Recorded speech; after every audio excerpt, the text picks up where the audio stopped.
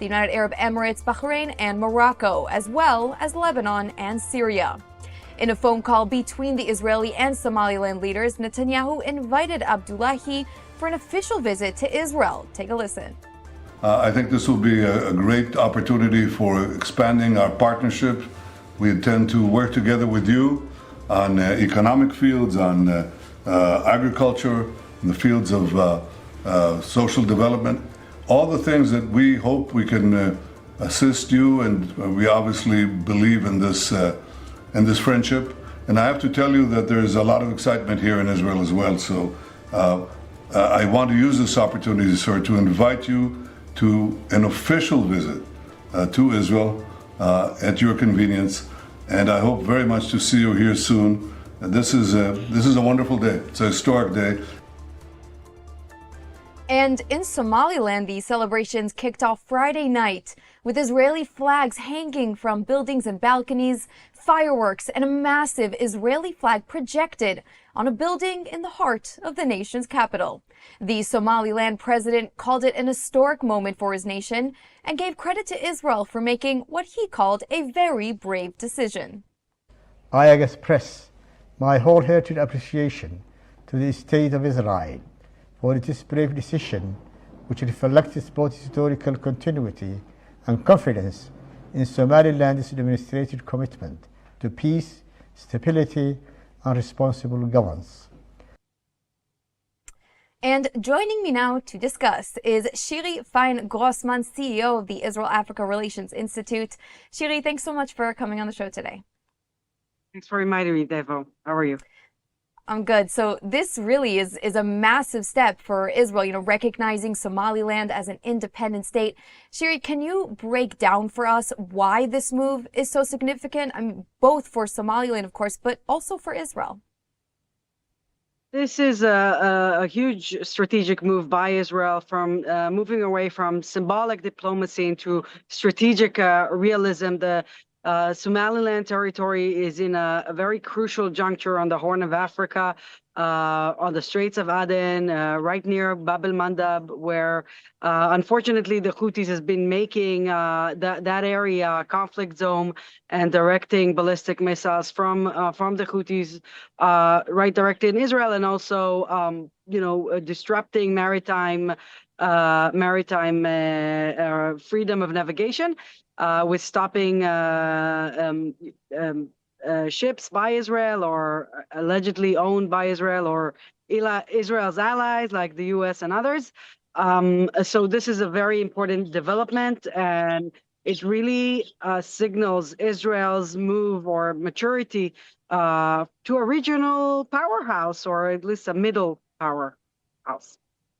Right. So that actually leads me to my next question. I did want to ask you about that area, the Red Sea, as you say, the African Horn, and the countries in that area who have technically been letting and allowing the Houthis to disrupt maritime trade, especially in the height of Israel's war against Hamas in Gaza. Do we know now about the relations between Somaliland and the Houthis in Yemen? Do we know that given this gesture of recognizing them as an independent state would, kind of bring them into this agreement so that they can kind of help us with control over the Red Sea? Is that something we can expect, or is that, wishful thinking and a bit too far ahead in the future? No, I think it's definitely part of the conversation. Look, for Somaliland, it's been a function and political entity for the past 30 years. It actually was recognized by not by the UN, but by dozens of states back in the 1960s, before Somalia became a republic. And then it unified it was a British mandate controlled, and Somalia was an Italian mandate. And they came together to form the Republic of Somalia. So for Somalilanders, they considered themselves a state even before there was a Somalia. So it's kind of a rare case in international law and an interesting one. But in any case, for them, it's existential. And I think one of the, on the negotiating table is either Israeli presence or capabilities on the Horn of Africa, in in Somaliland. But of course, like the prime ministers mentioned, a lot of room for economical partnership, for investment, for capacity building. And this is a model Israel has to offer throughout Africa, a model of partnership and not one that of extraction or commercial colonialization, as we sometimes call it for other countries. Mm-hmm.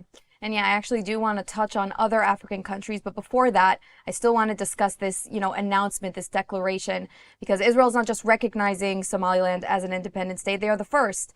As you mentioned, there's been other recognitions before they have been, detached from the Greater Somalia, and now because Israel is the first, it's also, it's being claimed as historic, but they're also receiving a lot of backlash for this, and unsurprisingly, by Muslim majority countries like Somalia, who are giving pushback to this. Why do you think the pushback is so intense? And how do you break down the, so-called abstention of the Abraham Accords countries specifically from the joint statement, as I gave before in my report?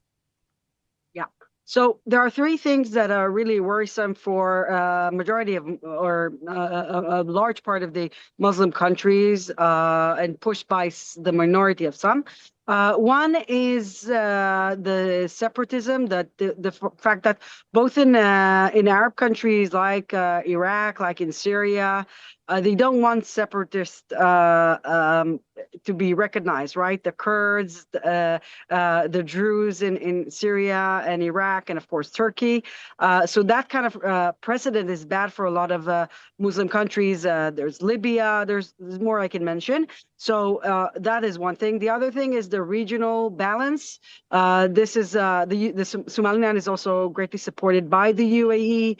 This can be perceived, and in some way is, might be a coordinated kind of approach by the UAE and Israel with its presence in the Horn of Africa. We've seen the UAE advance its, I would say, South Yemen is a supporter of the UAE. Some would call it proxy of the UAE, and it's been advancing in Yemen as well. So this could look as a cooperation between the two countries and kind of a strike to the balance of power in the Horn. Turkey is very prominent in Somalia. It has a military presence. It now wants a space base where we are fearing it can launch ballistic missiles experiments that are very worrisome development for Israel. So there is precedent, there is separatism, and there is the regional balance power. That is what is getting the very harsh backlash here. And yeah, the Abraham Accords countries have been mostly silent. And I think it says a lot. Sometimes silence says more than actually words.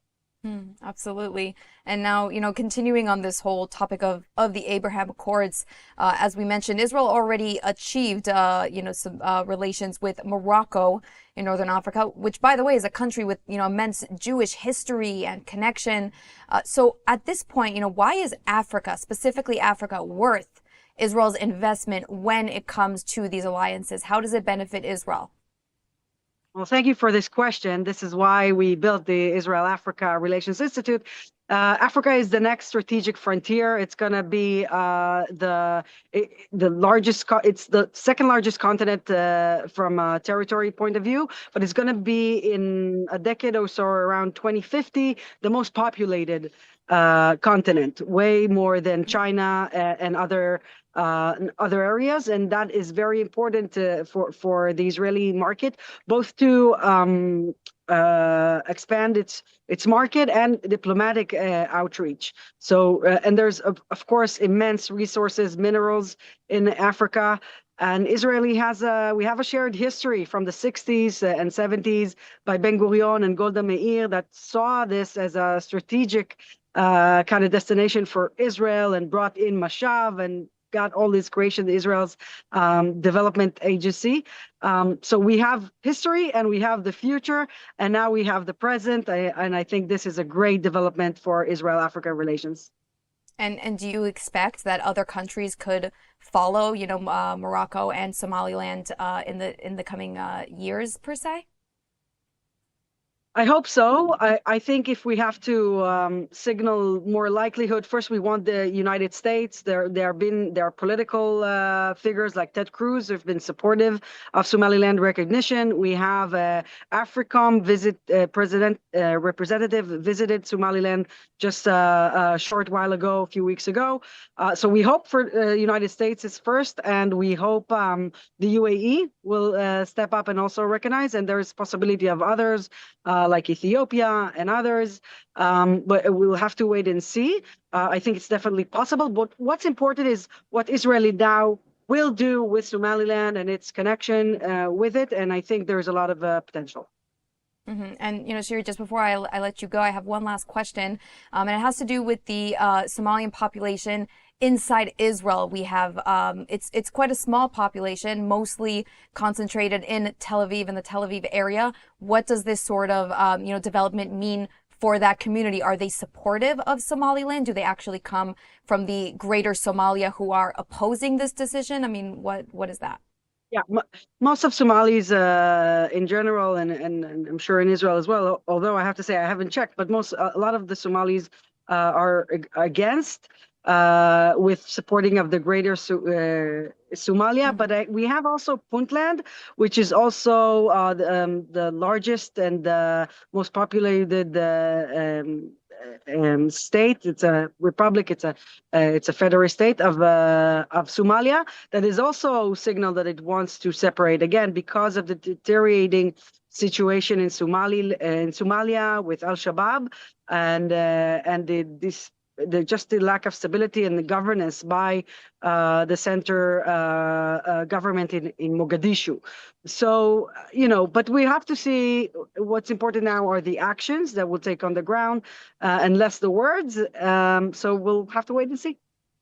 Absolutely. Well, definitely, hopefully, more good news to share. Shiri Fein-Gossman, thank you so much for joining us today on the show and giving us your insights and analysis.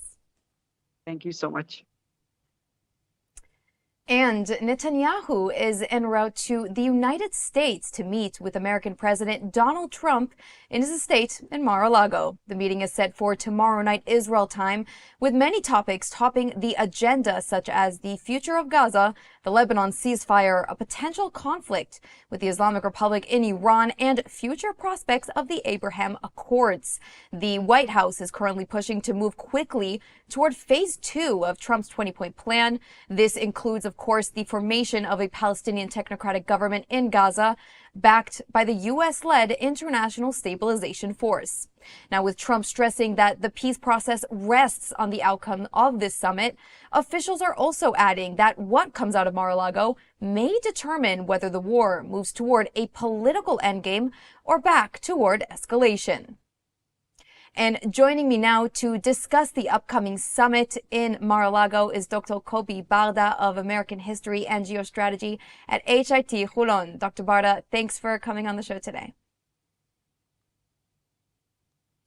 So, Kobi, a lot of topics to cover during this highly anticipated summit. A lot of questions we have been asking for the past few months are meant to be answered. But last visit of Trump here in Israel, of course, he visited the Knesset. The feeling is that it didn't provide as many answers regarding Gaza's future as we may have hoped. What can we expect from the summit? So I would suggest that we look at that as two major branches of conversation. One is geostrategic and the other one is bilateral. So the geostrategic would be probably the desire of Trump to go forward for the Sunrise program, estimated as $110 billion, to go to the next phase with Gaza, meaning that he would like to go maybe without even getting the last remain fallen soldier, Ronnie, back home. But he wants to make a progress. He really desires to go on. And in the last 48 hours, we heard that there might be a kind of a new solution, 3,500 Pakistani soldiers that will be deployed in Gaza, though the Deputy Minister of Foreign Affairs said that they are not willing to tackle Hamas. So I don't know exactly what is the program, if it is. but we're looking at what Israel would like to see, the dismantle of Hamas. Who will do that? That remains as a question, but we do know that President Trump wants to move forward. Now, that is topic number one. Topic number two is the Iranian missile strategic plan that is being geared up in the last few months, and it has become a severe threat. Some of the intelligence in Israel indicate that they might be able to recruit all of their missiles that were launched or destroyed during the war. And I believe that Prime Minister Netanyahu would like to get a green light eventually from President Trump to create maybe a second attack on the Iranian regime. The third one, and it is a very important one, and you actually talked about it the previous item, is the clash between Israel and Turkey. Now, clash between Israel and Turkey goes in a lot of hotspots. The first and the most important one is in Syria. We saw that just last week, Prime Minister Netanyahu has been cutting a deal with Greece and Cyprus of 2,500 soldiers of the three nations that are designed to get into combat if something happens within the Aegean Sea or the Mediterranean Sea.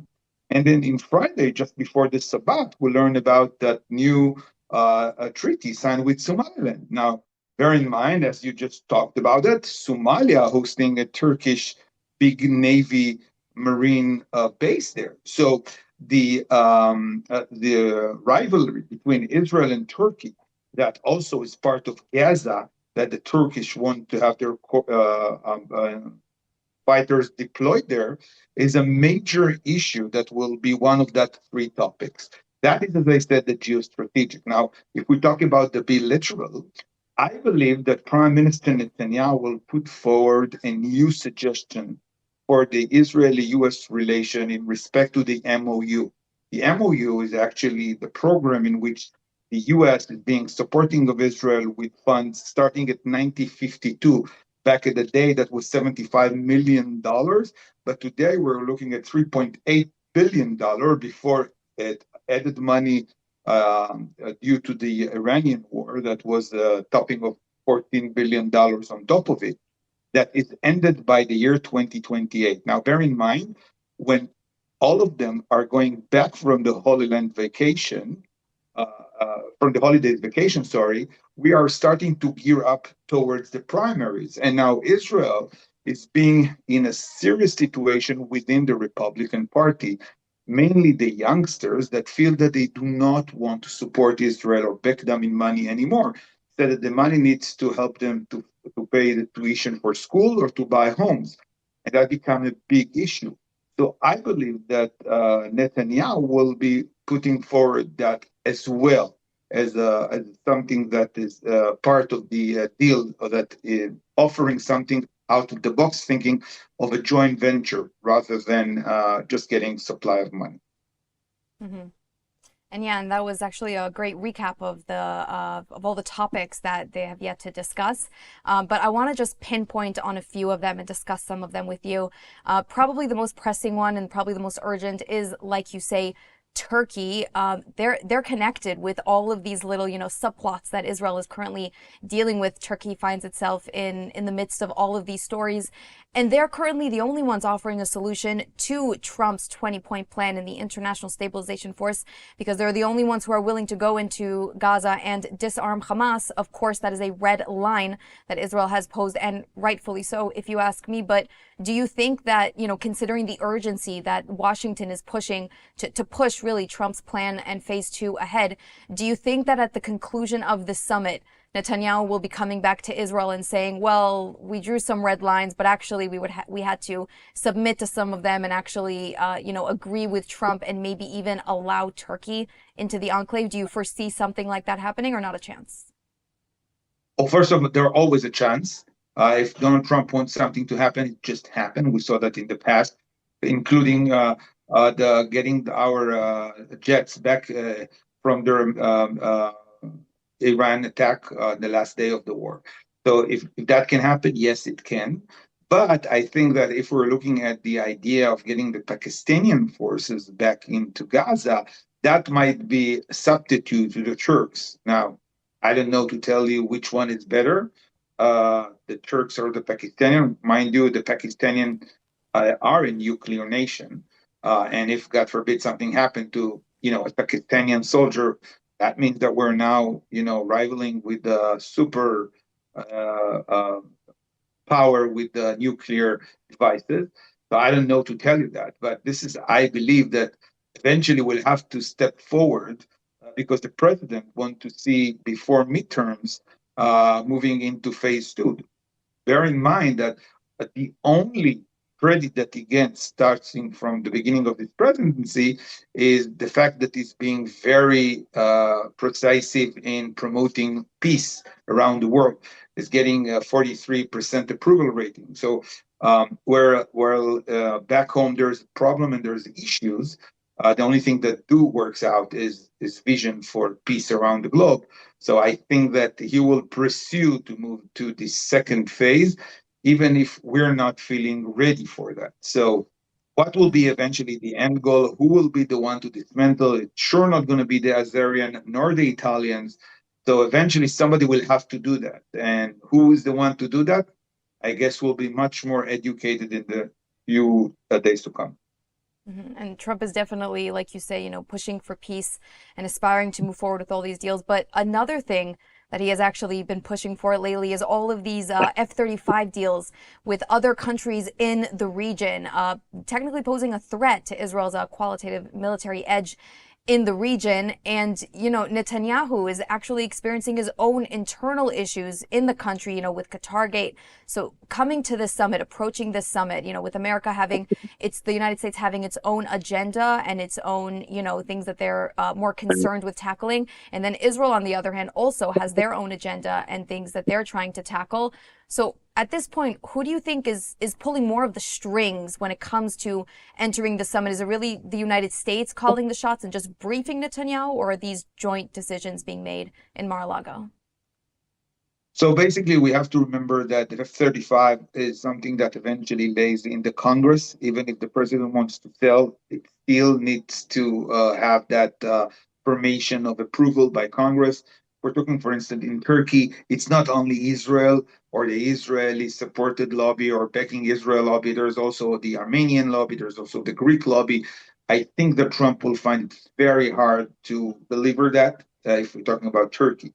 Now, regarding Saudi, Saudi will have eventually to pay in hard currency if they want. And hard currency meaning to sign the Abraham Accords. I don't see them getting the F-35 without moving forward.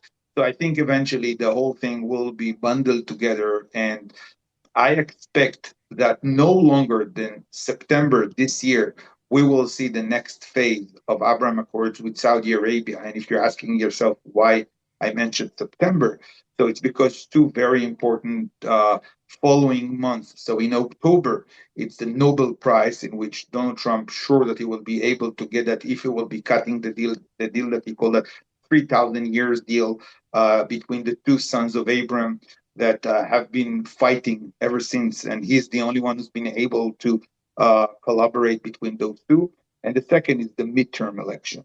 So I think that we're looking to the same pictures that we see right now, just without the garden, because President Trump has created this rose garden as the new big asphalt. But the ceremony will be somewhere around September. And this is something that President Trump wants to do. And I believe that this will happen eventually, the latest by September this year. Interesting. And, Dr. Barta, right before I let you go, because we do have to wrap up soon, just to recap, Trump is probably one of the most pro-Israel presidents in American history. What he has done for Israel cannot be undermined. However, the United States also have their own interests and calculations, as I mentioned, which don't always align with Israel. And in general, U.S.-Israel relations have not been the most straightforward in the last period. So just to recap, how do you think Netanyahu should be navigating this sort of summit, considering the relationship and considering the history and considering all of the topics that they need to cover? How is he going to tackle the summit? So, as we heard, the Israeli politics journalists have indicated that Netanyahu told his team that it is all related to his meeting, and if things are not going well, he wants to wrap it up and run to election. So I think this meeting is very important because if he will be forced to do something that he feels that might hurt him, then he might call for a very session of election, meaning 3 month period, somewhere between March to April. And I think that he doesn't know himself because he don't know what is Trump going to shove into his throat in that respect. Interesting, and it looks like only time will tell at this point, but we wait in Israel with anticipation. Dr. Kobi Barda, thank you so much for coming on the show and giving us your analysis today. Thank you. And two brothers of the Palestinian terrorist who carried out a deadly ramming and stabbing attack in northern Israel have been arrested. This as Israeli security forces continue a large-scale counterterrorism operation to locate the murderer of 68-year-old Mordechai Shimshon and 19-year-old Aviv Maor near Bet She'an. The attacker, identified as Ahmed al-Rub, carried out a terror rampage before being shot and wounded by a civilian. Overnight, two of al-Rub's brothers were arrested inside Israel in a joint operation by the Yamam Counter-Terror Police Unit and the Shin Bet. Police say the pair were located in an agricultural structure in the Araba in the Galilee, where they had been working illegally. And over the weekend, former Israeli hostage Romi Gonen has broken her silence, revealing for the first time that she too was sexually assaulted repeatedly during her 471 days in Hamas captivity in Gaza. In an interview with Channel 12's investigative program Uvda, Gonen described being abused by 4 different men, including by individuals she said presented themselves as medical caregivers. Take a listen to this heartbreaking testimony. יש איזה רגע אחד בשירותים, בזמן שהכל קורה, ואני כאילו בוכה בטירוף. את בוכה תוך כדי? כן, אני רק בוכה, זה מה שאני עושה, אני רק בוכה. והוא?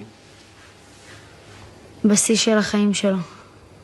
בשיא שלו, כאילו, הוא קיבל עכשיו מתנה לכל החיים, ואני זוכרת ממש איזה רגע אחד שאני מסתכלת, היה שם חלון כזה ריבוע קטן, כמו מסגרת של תמונה, ואני מסתכלת דרך החלון, האמת, וואו, השמיים כחולים, הציפורים מצייצות, וזאת הסיטואציה שאני נמצאת בה כרגע. Gonen was, of course, abducted from the Nova Music Festival on October 7th, 2023, after being shot in the arm. She said she was first taken to Shifa Hospital in Gaza, where, while wounded and bleeding, she was stripped and touched by multiple men.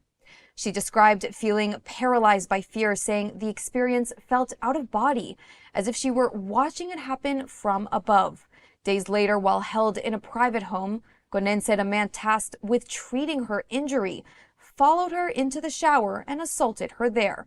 She said she had no power to resist and was forced to continue living in the same house with him afterward.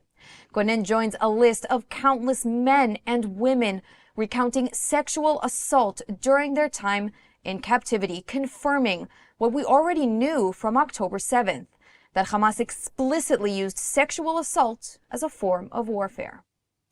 And with that, we are wrapping up this edition of ILTV on the Hour. Scan the QR code that's on your screen to get all of the updates coming out of Israel and the region. I'm Dev.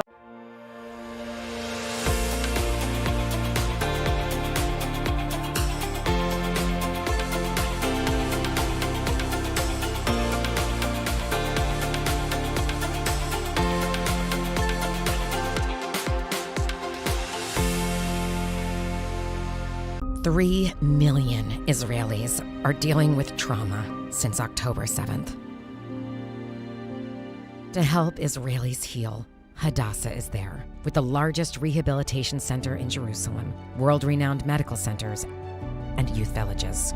It's said, saving a life saves the world. Imagine helping millions.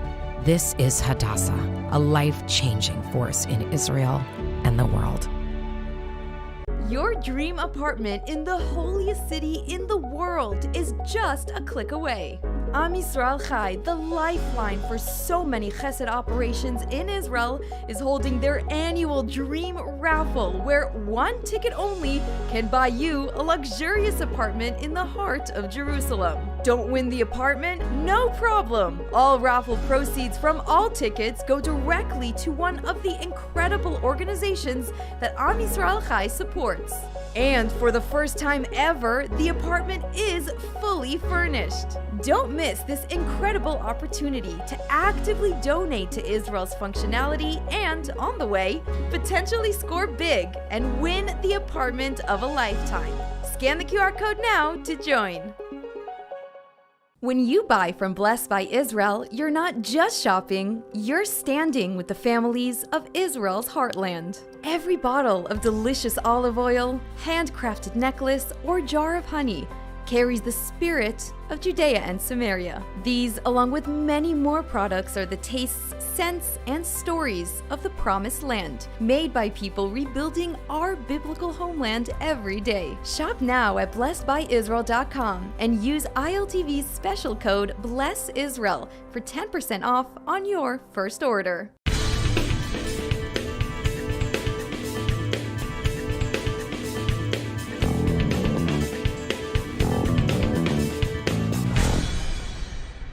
Hey everyone, we know how hard it can be to keep up with the latest news in Israel. So if you haven't had the time to stay on top of what's what in the Holy Land, we're here for you.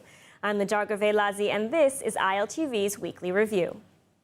U.S. forces have launched a large-scale operation against ISIS targets in Syria after a deadly attack that killed 2 Americans. Let's see the latest developments. The Pentagon says strikes began December 19th, targeting ISIS fighters and multiple weapon sites across central Syria in what U.S. officials called Operation Hawkeye Strike.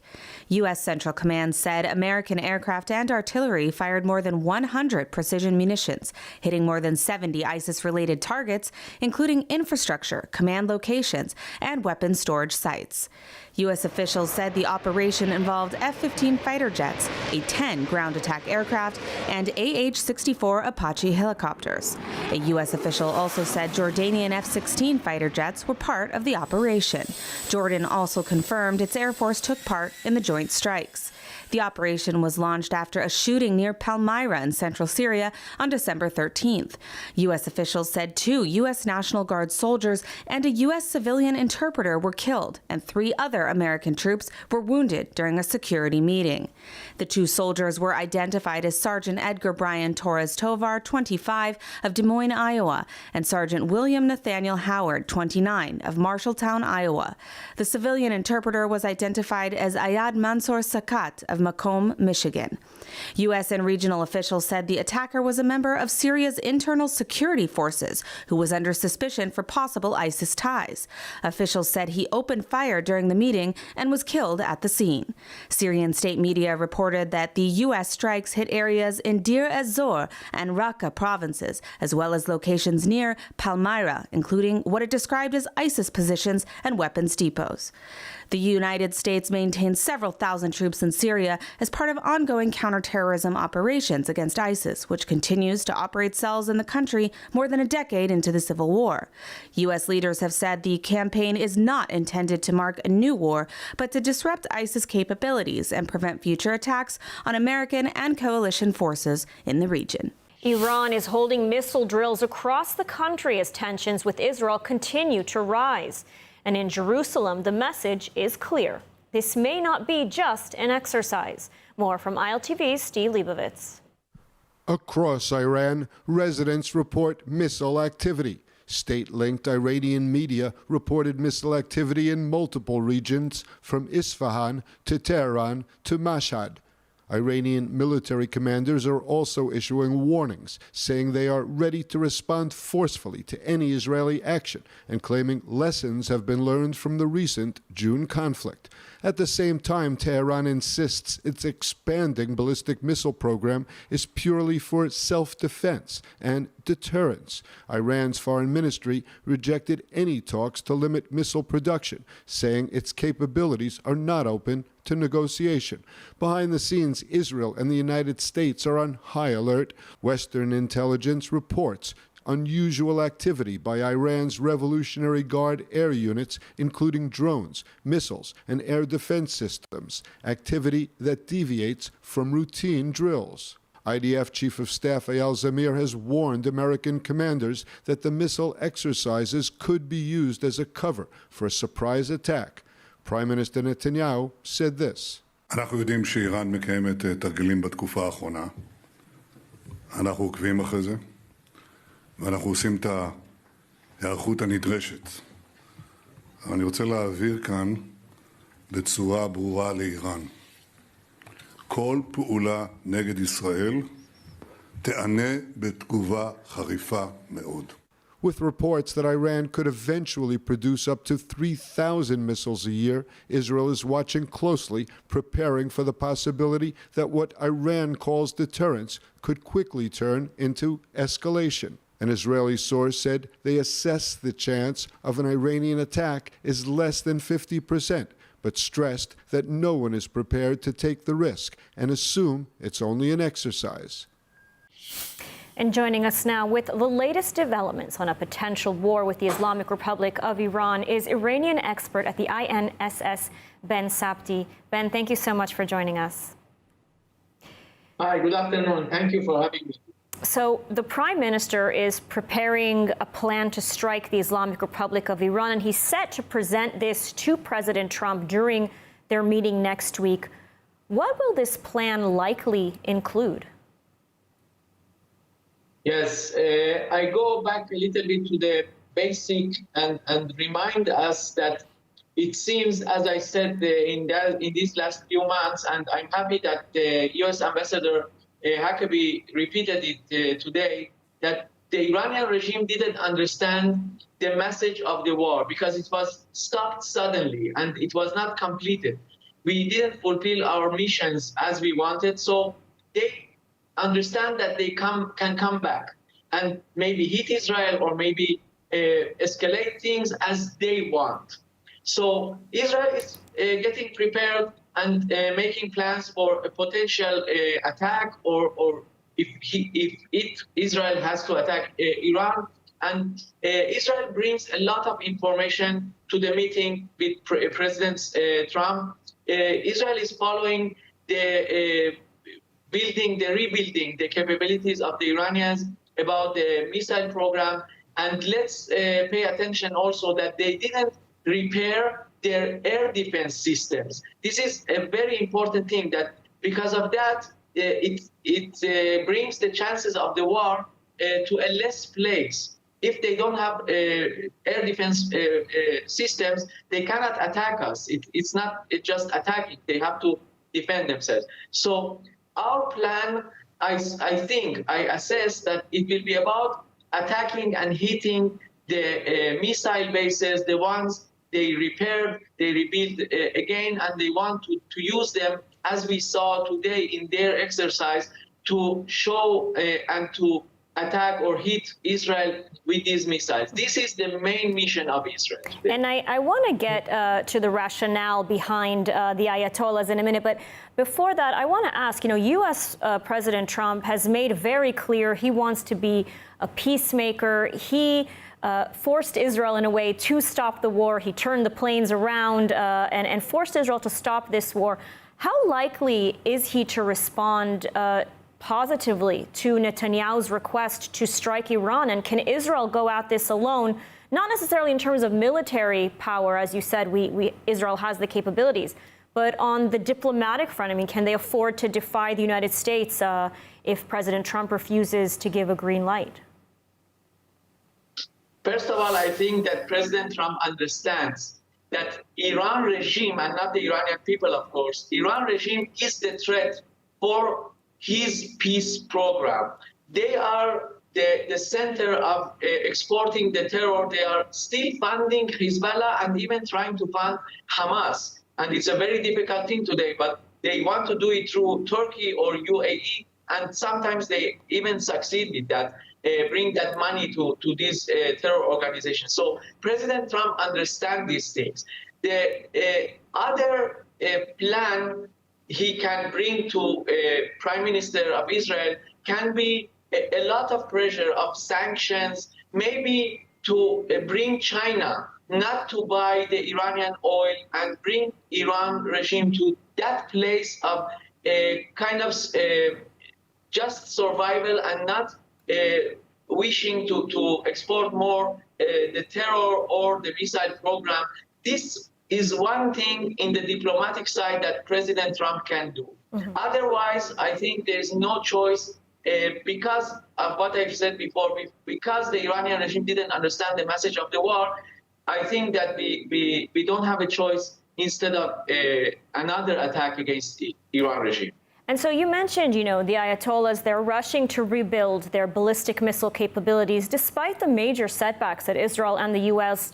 dealt the regime during the last war. And so inside Iran, what is the rationale? How are they still able to remain so emboldened? You're saying it's basically a misreading or miscalculation of the reality. Are they bluffing? Are they simply suicidal? If Iran goes to war with Israel again, will Israel go all the way and try to overthrow the regime, in your opinion? If we look in what is going on inside Iran, that yes, Iran regime seems that they are going to a very suicidal place, but very slowly. They are becoming just like Hamas, but in a very long time. There was a poll from inside the Iranian regime. It was supposed to be a secret poll, and it was revealed. And it says that 92% of the Iranian people are not satisfied with the regime, not without the products, not without the prices, not about the social issues. They are not satisfied with the whole regime. So changing the regime, of course, can be the best result for us, for them, for the Middle East, and maybe for the whole world, because they are also behind these huge demonstrations and sometimes attacks against Jews or other Western countries. But the Iranian people are not in that place of making that revolution, that regime change. Maybe pushing them by some more sanctions or another attack, or maybe a critical attack against more generals or part of their leadership can bring us also to that day. Absolutely. Well, Ben Sabti, thank you so much for joining us today and for your unique insights. Thank you. And moving on, Israel, Greece, and Cyprus today reaffirmed their strategic partnership at a trilateral summit in Jerusalem, with a strong focus on security, energy, and regional stability amid growing tensions in the eastern Mediterranean. Prime Minister Benjamin Netanyahu met with Greek Prime Minister Kyriakos Mitsotakis and with Cypriot President Nikos Christodoulides. Netanyahu held separate talks with each leader before a three-way session with diplomatic and energy teams. Security loomed large over the summit against a backdrop of rising regional pressures. Israel, Greece, and Cyprus all share concerns over Turkey's growing military and diplomatic assertiveness, from Israel's borders with Syria and Gaza to Greek airspace violations and Cyprus's decades-long division following Turkey's 1974 invasion. We discuss defense and security cooperation. We can do much more, and we'll do so. Also within the 3+1 framework, recognizing at the same time that much more can be achieved in the fields of counterterrorism, cyber, and energy security, always in support of regional stability. The leaders discussed detailed cooperation in energy, technology, connectivity, and security, announcing a joint commitment to advance the India-Middle East-Europe Economic Corridor, or IMEC. The project would link Asia and Europe through maritime routes, energy pipelines, and undersea cables via Israel, Greece, and Cyprus. And when it comes to Gaza, the Greek leader indicated willingness to have a role in the stabilization force. Stand ready to contribute to the day after through diplomacy and stabilization efforts. I think we're a country that is well respected in the region, and should there be an opportunity to play this role, we will certainly embrace it. Netanyahu said the three leaders are united to face all threats, including the shared conviction that Turkey must be kept at bay. We agreed today to deepen our security and defense cooperation. The threats we face are real, Together, we're defending not only our own nations, but vital sea lanes and critical infrastructure that the global economy depends on. To those who fantasize they can reestablish their empires and their dominion over our lands, I say, forget it. It's not going to happen. Don't even think about it. And Prime Minister Benjamin Netanyahu also defended his government's push to establish a politically appointed commission of inquiry into the failures surrounding the Hamas onslaught of October 7, 2023, instead of a widely demanded independent commission. Speaking in a video message from his office, Netanyahu said an event of such magnitude requires a special commission. Instead, the Ministerial Committee for Legislation voted to support the controversial bill, which would create a new form of commission of inquiry appointed by the Knesset, rather than the Supreme Court president, as required under current law for state commissions of inquiry. Netanyahu argued that the government could have established a governmental review committee whose entire composition would be determined solely by the government, but said such a body would earn the trust of only part of the public. אני רוצה להבהיר כאן משהו. הממשלה יכולה הייתה להקים ועדת בדיקה ממשלתית, בהרכב שיקבע כולו על ידי הממשלה. אבל אני האמנתי שוועדה כזאת הייתה זוכה לאמון של רק חלק מהציבור. באותה מידה, ועדת חקירה שההרכב שלה היה נקבע בלעדית על ידי השופט יצחק עמית, כפי שמציעה האופוזיציה, הייתה מקבלת רק חלק קטן מהציבור שמאמין בה. רוב הציבור חד משמעית תומך בוועדת חקירה שוויונית. And joining us now is a former advisor to Prime Minister Benjamin Netanyahu to break down the political, security, and diplomatic pressures converging on Israel's leadership right now. Aviv Bushinsky, former media advisor and chief of staff to Prime Minister Netanyahu. Thank you for joining. Thank you, Sivan. Aviv, you worked closely with Prime Minister Netanyahu. How damaging is the Qatar Gate affair, in your opinion? Does it pose a real national security concern, or is it primarily a political or legal crisis? Neither of both, to be honest with you. I don't think that it will affect Netanyahu's potential to be re-elected or his campaign, because, again, it portrays him against the others, that everybody's trying to chase Netanyahu and his allies or the people that surrounds Netanyahu. But I think that it portrays a very embarrassing situation in the Prime Minister's office, the way people are working, to whom they are loyal to. You mentioned Eli Feldstein. He was walking there like zombie. Nobody knows who paid his salary. How come he was hired to the Prime Minister's office? He didn't pass the limitation of his clearance, security clearance, and also the things that he said about his colleagues. Among them, he blamed the chief of staff for Netanyahu for tampering of the investigation. And these are things that people might be concerned, troubling, and portrays Netanyahu's nest in a very, very gray way. But I don't think that it will alleviate to any other political ramifications. Now, between Qatargate, the pardon request, and the draft exemption bill, is the Prime Minister still firmly in control of his coalition, do you think, or are we seeing signs of political fracture? I see some signs. You know what? I can even mention his number one envoy and the most trustworthy guy in his inner cabinet, if I can say, whom I know and whom I worked with, Ron Dermer, that he disappeared. And Netanyahu is on the eve of going to Miami to meet the president, and no one prepares the visit. No one knows what's going to be there. We all know that Ron Dermer is a key person in the relationship between Netanyahu and Trump or Trump administration. So this is one thing. And there are other issues. I can also tell you something that I was troubled with when it was published that Israel Einhorn, one of the advisors for Netanyahu, and his name was appeared on the Qatargate, he is most wanted for interrogation in Israel. And yet he was allowed to enter the Israeli embassy in Washington and meet our our ambassador. These are troubling things. Will it again affect Netanyahu? I'm not that sure, but it shows some kind of a deterioration.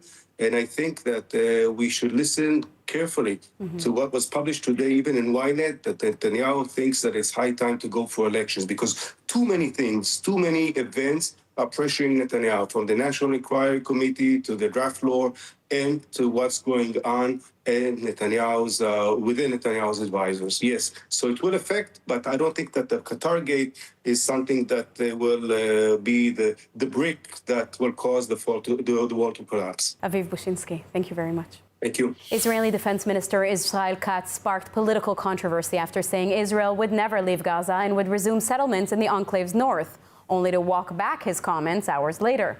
The comments by Katz come as the Trump administration steps up pressure to move toward phase 2 of the Gaza ceasefire. Israeli security officials see a growing gap between diplomatic expectations and reality on the ground. We get more on this from ILTV's Devo Klein. Speaking at a settlement event in Beit El, Katz said Israel would eventually re-establish Jewish communities in northern Gaza and that Israel was, quote, here to stay. The remarks were the strongest public endorsement yet by a senior official of reversing the 2005 disengagement. The comments directly contradicted positions stated by Prime Minister Netanyahu and U.S. President Donald Trump, whose Gaza plan explicitly rules out Israeli occupation or settlement of the territory. Hours later, Katz's office declared that the government has no intention of establishing settlements in Gaza and that his remarks were made in a security context only. אנחנו נמצאים בתוך עזה עמוק ולעולם לא נצא מכל עזה, לא יהיה דבר כזה. אנחנו נמצאים שם כדי להגן, כדי למנוע את מה שקרה. סומכים, אמרנו, על צור ישראל ועל צבא הגנה לישראל, וצה"ל חוצץ ויחצות בין אויבים ג'יהאדיסטים מהסוג הזה לבין היישובים שלנו והתושבים. בעזרת השם בבוא העת גם בצפון עזה נקים גרעיני נחל במקום היישובים שנעקרו, נעשה את זה בדרך נכונה, בעיתוי המתאים. יש כאלה שמפגינים, זה בסדר, אבל אנחנו שרים, אנחנו צריכים באופן מעשי. The remarks sparked a strong response from the United States. A U.S. official told reporters the comment about Gaza riled the Arab world and harms efforts to advance peace, adding the more Israel provokes, the less the Arab countries want to work with them. The U.S. stressed adherence to the framework for a phased end to the Gaza war and stable security. In Washington, discussions focus on stabilization forces, technocratic Palestinian governance, and a post-Hamas transition. Inside Gaza, however, there is no sign of disarmament, only Hamas reasserting control. Hamas is using the pause to rebuild its regime politically, controlling aid, collecting taxes, appointing officials, and signaling to Gazans and the world that it remains in charge. At the same time, Hamas has tested Israel's red lines with multiple incidents of crossings into IDF-controlled areas. The Israeli Air Force struck each time, clearly signaling that ceasefires does not mean impunity.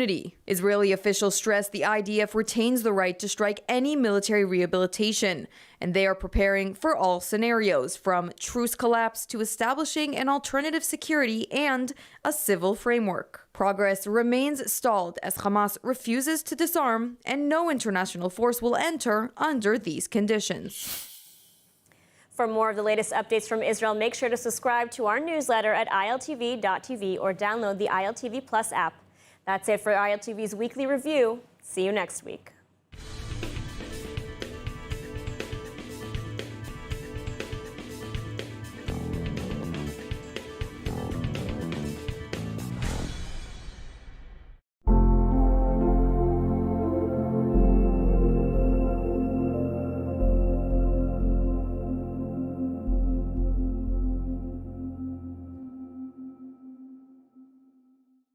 As people around the world celebrate the holiday season, one Israeli program is bringing real light to children who have known darkness. Tonight, ILTV's Mayan Hoffman brings us the story of Kfir Sabag, a young man whose life was transformed.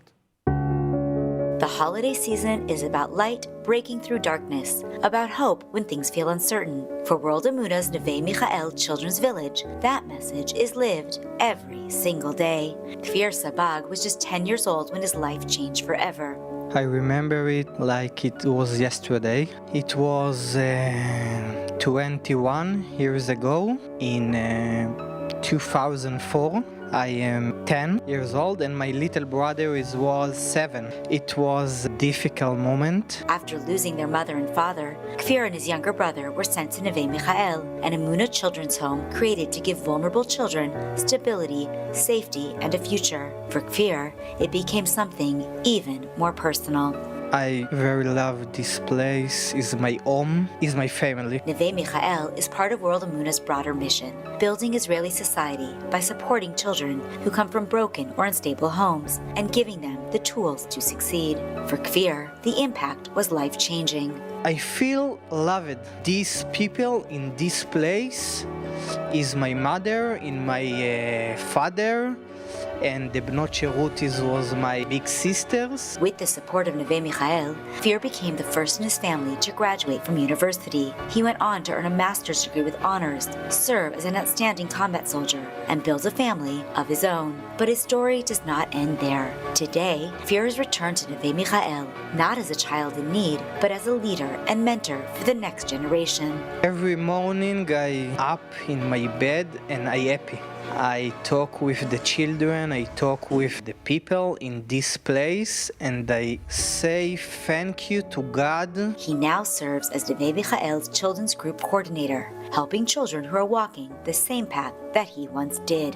A lot of people help me, and today I help the other people, the other children, the other teenagers.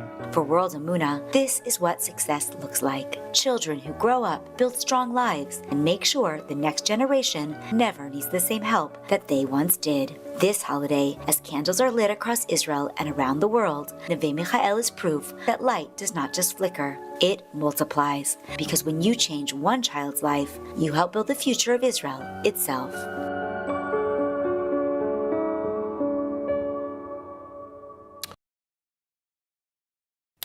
Well, Turkish Foreign Minister Hakan Fidan met in Ankara with senior Hamas political bureau officials, a move that in Israel is being seen as an open diplomatic embrace of a designated terror organization in the middle of an active war. According to a Turkish Foreign Ministry source, the meeting focused on the Gaza ceasefire and attempts to push the agreement into a second phase. Hamas told Fidan it has met its obligations under the current deal, while accusing Israel of using military strikes to block progress. Turkey's President Erdogan has repeatedly praised Hamas as a resistance movement, accused Israel of committing genocide in Gaza, and severed key economic and diplomatic ties with Jerusalem, including suspending trade and restricting Israeli access to Turkish airspace. The escalation comes as Turkish pro-government media sharpen rhetoric against Israel, declaring that Israel is now the #1 threat, reporting that Turkey's Defense Ministry, Foreign Ministry, and MIT Intelligence Service have all elevated Israel to the top of their security agendas. Hamas is not acting like a party ready to disarm as called for in Phase 2 of the ceasefire agreement. Jerusalem is also saying clearly Turkey is an ally of Hamas and can have no part in the planned international stabilization force in Gaza.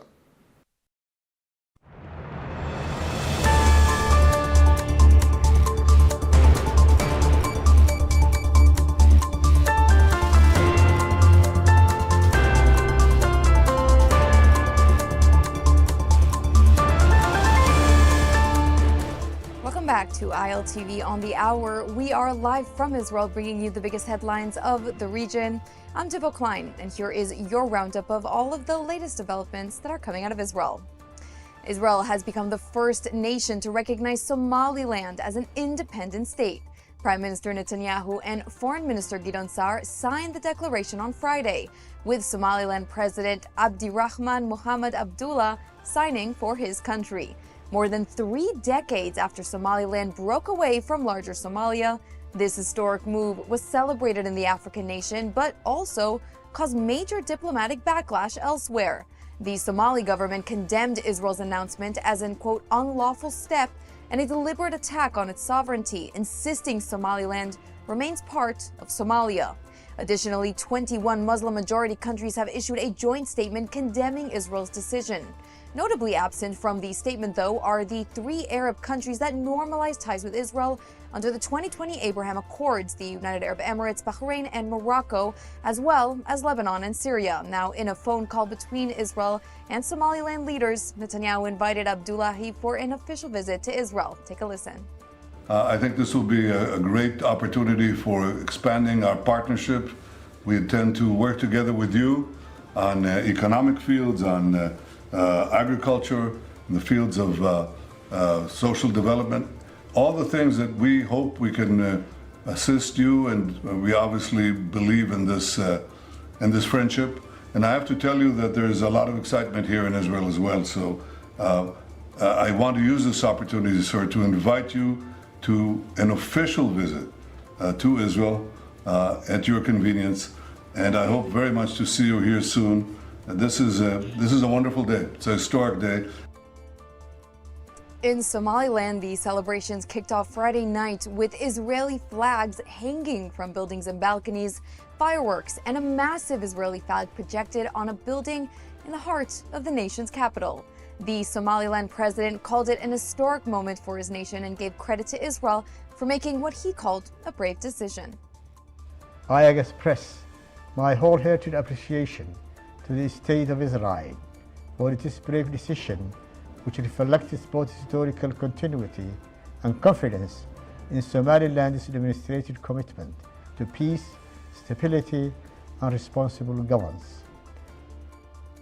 And Netanyahu is currently en route to United States to meet with American President Donald Trump in his estate in Mar-a-Lago.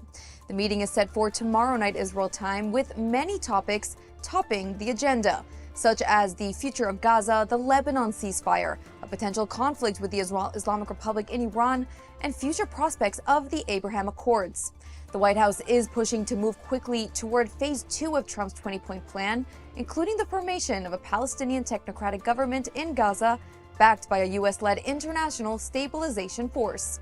With Trump stressing that the peace process rests on the outcome of this summit, officials are adding that what comes out of Mar-a-Lago may determine whether the war moves toward a political endgame or back toward escalation.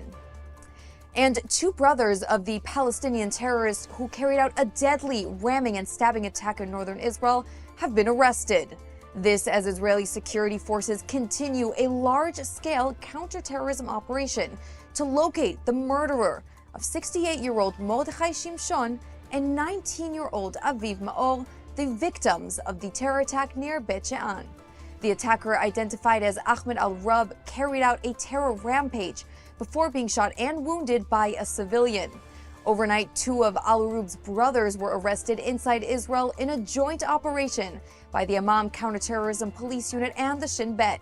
Police say the pair were located in an agricultural structure in the Araba in the Galilee, where they had been working illegally. And that is a wrap for this edition of ILTV on the Hour. I want to encourage you all to scan the QR code that's on your screens to get all of the latest developments that are coming out of Israel and the broader region. This region is currently developing, and we have way more updates coming as Netanyahu heads to the summit with Trump in Mar-a-Lago. Stay tuned for more updates. Thanks for watching.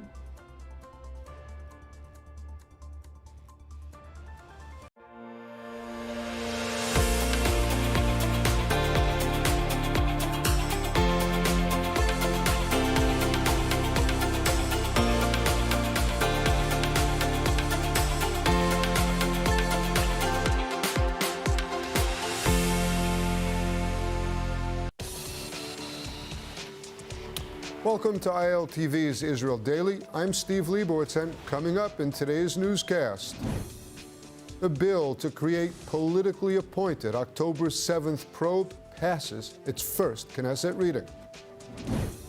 And a minister calls for full Qatargate investigation.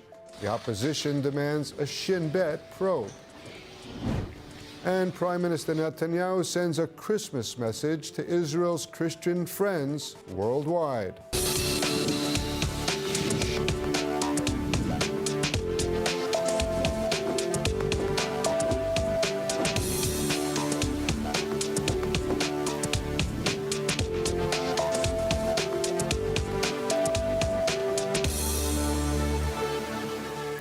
Well, Merry Christmas to our viewers who celebrate.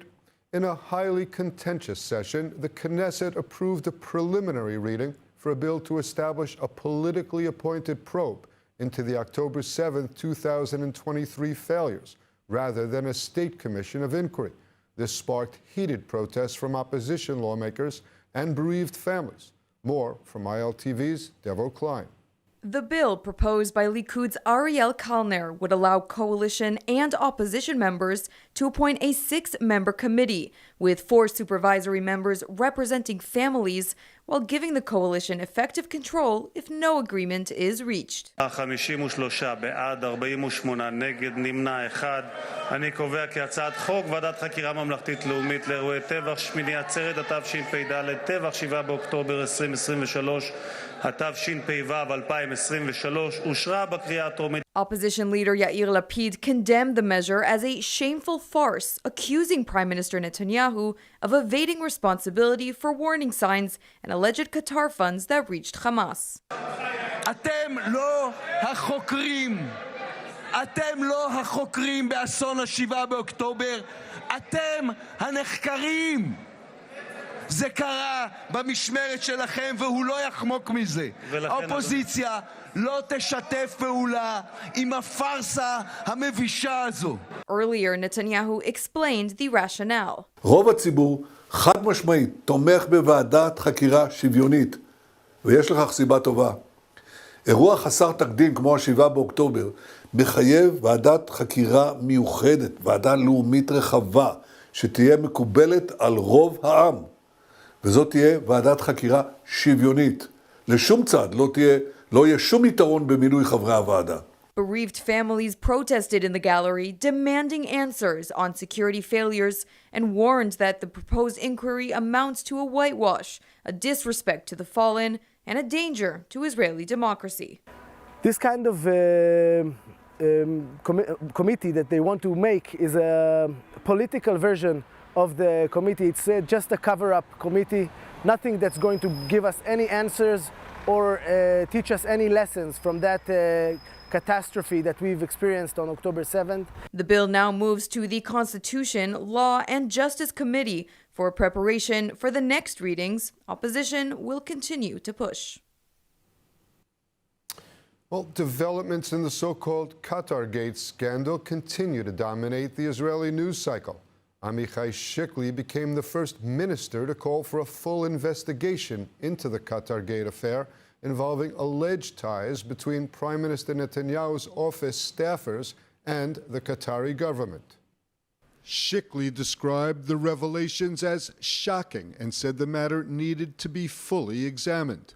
Opposition lawmakers urged Shin Bet chief David Zini to investigate Netanyahu's direct involvement, including the leak of classified documents. They said the Prime Minister's office had become a conduit for spreading narratives of a hostile state and insisted the Shin Bet must act without fear. Feldstein, a former Netanyahu spokesman, claimed Netanyahu was personally behind the leak of a classified Israeli army document to German tabloid Bild, and that the Prime Minister knew of and approved the publication.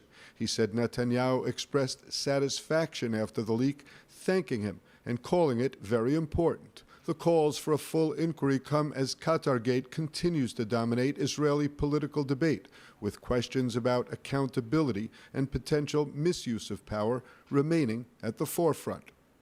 Well, joining us now is the former Director General of the Prime Minister's office, Eli Groner. Eli, great to see you, my friend. Same. It wasn't so long ago that you were the Director General at the PMO, just across the hall from the aquarium where all the big deliberations take place. I'm glad you left on time. We've just heard the latest on the Qatargate scandal. Tell me, from your experience, is it conceivable that employees in that workspace were simultaneously working for Qatar? So, Steve, it's a very painful question that you're asking. And what I can say responsibly is this. The Prime Minister's office is not a startup. It's not a campaign headquarters. It's a national security institution. And any staffer operating simultaneously for a foreign state, any staffer operating simultaneously for an enemy state, would represent a profound institutional failure. Now, that does not mean guilt should be assumed, but it does mean that the question itself is serious enough to require a formal, transparent investigation like Minister Shikli recommended. Because the damage, if this is true, is not just to Netanyahu and the Likud, but it's to state capacity and public trust. So to your question on, is it conceivable? It should be inconceivable. Tragically, I guess it is conceivable, but is it acceptable that we don't already have clear answers? Absolutely not. Eli, you personally know and worked with some of the characters involved. You witnessed Prime Minister Netanyahu's decision-making process up close. Why do you think he would not stand up and demand an investigation and answer questions? The public is demanding answers, no? Great question. And I want to be careful here. I'm not inside the room today. Motives should never be guessed. I will say, though, that institutionally, there's only two defensible paths in a case like this. Either you demonstrate very clearly that the allegations are baseless, or you demand an independent investigation that settles the matter. Nothing else is acceptable. And what we're seeing now is that when neither happens, the vacuum fills itself with speculation, with erosion of trust, and with damage to the Prime Minister's office as an institution. Eli, thank you for that honest answer. I want to change direction to something that I know became a passion for you during your time at the PO, the mega natural gas development project. I interviewed you about it at the time. What a great bounce. What great bounce will it bring to the Israeli economy? And by the way, I have to say, you deserve much of the credit. What's the big picture result for Israel? Thanks, I appreciate it, Steve. Listen, when you have a natural resource that can drive, no country has an economy without energy. And so having a source of energy that is in very, very high demand globally is a tremendous asset. Now, economically, as soon as we got the framework done and began the development of Leviathan, we knew that this was going to be an economic bonanza for Israel and would create a sovereign wealth fund, and all that's good. The real question, Steve, is how do you leverage it geopolitically?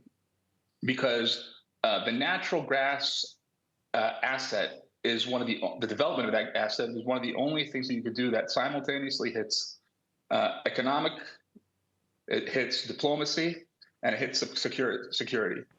So the economic bonanza we knew we were going to get as soon as we got this thing approved to be developed in 2016. The real question is, are we going to be able to leverage this effectively for geopolitical purposes? And that, the test is going to be, can we improve our international standing? Can we improve our regional standing via this incredible asset? And on that front, the jury's still out. Well, before we run out of time, I want to ask you this. Before you became the head of the PMO, you were the economic attaché for Israel in Washington. NVIDIA just announced this major expansion. This huge arms deal was done with Germany for the Arrow.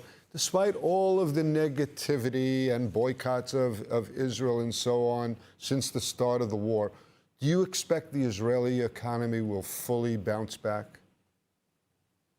It's a great question. I will say the following. The technology and our economy's resiliency is a real source of national security, right? It's a pillar of our national security. And the fact that the world's most preeminent company, or one of the world's most preeminent companies, NVIDIA, has decided to significantly expand its presence in Israel is a tremendous boon to the economy. But beyond that, it's a boon to our national security. When the best companies in the world, when the majority of Fortune 500s decide that they're going to open up R&D centers in Israel, and they're going to expand their R&D centers in Israel, and they're telling us that pound for pound, these are the best and most productive R&D centers they have globally, that not only benefits Israel's economy, but it also benefits Israel's national security.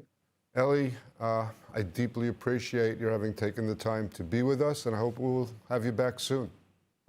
Always a pleasure, Steve. The next generation of IDF pilots took part in a graduation ceremony at Hatzerim Air Force Base. The President, Prime Minister, Defense Minister, and Chief of Staff were all in attendance, and the message to the new flymen and women was that Israel's future security is in their hands. ILTV's Alec Pollard has more. IDF Chief of Staff Lieutenant General Eyal Zamir delivered a dramatic address reflecting on the war and Israel's security challenges ahead. Addressing the October 7th failures, the Chief of Staff said the IDF is conducting deep self-examination, applying lessons in real time, and moving from failure to victory. Zamir warned that Israel's security is not guaranteed, saying new threats continue to emerge, and stressed that the IDF will act decisively against any attempt to harm the state.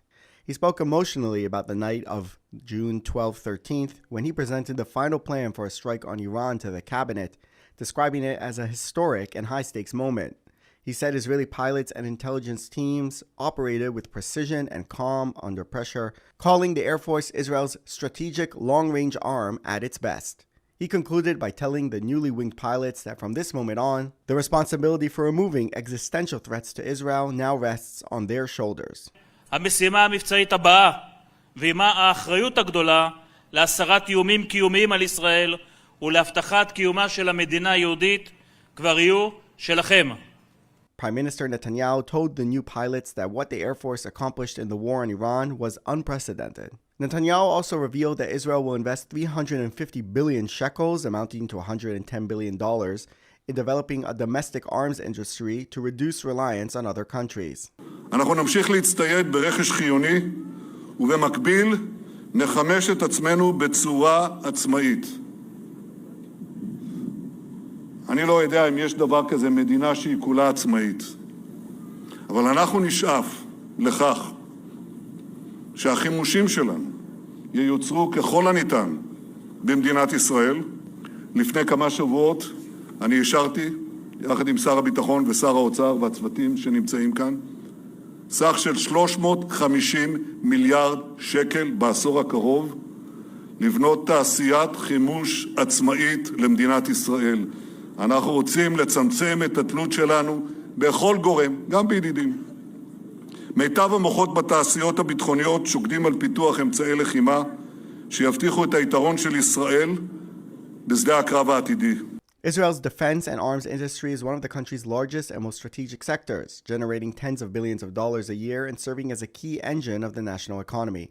The industry spans state-owned giants such as Israel Aerospace Industries and Rafael, alongside private firms like Elbit Systems, producing and exporting advanced military technologies, including drones, precision-guided weapons, air and missile defense systems, electronic warfare, and battlefield communications, many of them operationally used during the Gaza war, driving heightened international demand. Well, Turkish Foreign Minister Hakan Fidan met in Ankara with senior Hamas political bureau officials, a move that in Israel is being seen as an open diplomatic embrace of a designated terror organization in the middle of an active war. According to a Turkish Foreign Ministry source, the meeting focused on the Gaza ceasefire and attempts to push the agreement into a second phase. Hamas told Fidan it has met its obligations under the current deal, while accusing Israel of using military strikes to block progress. Turkey's President Erdogan has repeatedly praised Hamas as a resistance movement, accused Israel of committing genocide in Gaza, and severed key economic and diplomatic ties with Jerusalem, including suspending trade and restricting Israeli access to Turkish airspace. The escalation comes as Turkish pro-government media sharpen rhetoric against Israel, declaring that Israel is now the #1 threat, reporting that Turkey's defense ministry, foreign ministry, and MIT intelligence service have all elevated Israel to the top of their security agendas. Hamas is not acting like a party ready to disarm as called for in Phase 2 of the ceasefire agreement. Jerusalem is also saying clearly Turkey is an ally of Hamas and can have no part in the planned international stabilization force in Gaza. As people around the world celebrate the holiday season, one Israeli program is bringing real light to children who have known darkness. Tonight, ILTV's Mayan Hoffman brings us the story of Kfir Sabag, a young man whose life was transformed. The holiday season is about light breaking through darkness, about hope when things feel uncertain. For World Emuna's Neve Michael Children's Village, that message is lived every single day. Kfir Sabag was just 10 years old when his life changed forever. I remember it like it was yesterday. It was 21 years ago in 2004. I am 10 years old and my little brother was 7. It was a difficult moment. After losing their mother and father, Kfir and his younger brother were sent to Neve Michael, an Emuna children's home created to give vulnerable children stability, safety, and a future. For Kfir, it became something even more personal. I very love this place. It's my home, it's my family. Neve Michael is part of World Emuna's broader mission, building Israeli society by supporting children who come from broken or unstable homes and giving them the tools to succeed. For Kfir, the impact was life-changing. I feel loved. These people in this place is my mother and my father, and the Bnot Sherutis was my big sisters. With the support of Neve Michael, Kfir became the first in his family to graduate from university. He went on to earn a master's degree with honors, serve as an outstanding combat soldier, and build a family of his own. But his story does not end there. Today, Kfir has returned to Neve Michael, not as a child in need, but as a leader and mentor for the next generation. Every morning I up in my bed and I happy. I talk with the children, I talk with the people in this place, and I say thank you to God. He now serves as Neve Michael's children's group coordinator, helping children who are walking the same path that he once did. A lot of people help me, and today I help the other people, the other children, the other teenagers. For World Emuna, this is what success looks like. Children who grow up, build strong lives, and make sure the next generation never needs the same help that they once did. This holiday, as candles are lit across Israel and around the world, Neve Michael is proof that light does not just flicker, it multiplies. Because when you change one child's life, you help build the future of Israel itself.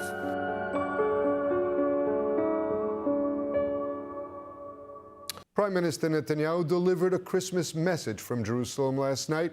Christians in Israel and around the world are marking the holiday with prayer, services, and celebrations across the Holy Land. ILTV's Mayan Hoffman is in Jerusalem. Mayan? Well, thank you, Steve. Merry Christmas from the holy city of Jerusalem. Here I am inside the new gate. In just a little while, the Christmas market is going to open and the area will be bursting with people celebrating the holiday. The Christian population of Israel is small, but yet very vibrant. Let's learn a little more. Prime Minister Benjamin Netanyahu delivered a Christmas message last night from Jerusalem, sending greetings to Christians in Israel and around the world, and underscoring Israel's commitment to freedom of religion in the Holy Land. From Jerusalem, I send warm greetings to our Christian friends around the world. I wish you a Merry Christmas and a Happy New Year. From here, the Holy Land. In his message, Netanyahu emphasized Israel's role as a place where Christian life, worship, and pilgrimage continue openly and safely. Israel is the only country in the Middle East where Christians can practice their faith with full rights and in total freedom, where Christian pilgrims are embraced with open arms and are so deeply appreciated, where Christians can celebrate proudly their traditions and openly do so without any fear. As Christmas is marked across Jerusalem, churches throughout the city are holding special services for Christmas Day. These include Christmas Masses at Notre Dame, Holy Eucharist services at the Anglican Church on Nablus Road, celebrations at Christ Church in the Emmanuel Complex, Lutheran services and Christmas organ concerts at the Church of the Redeemer in the Old City, and midnight and daytime services at Dormiton Abbey.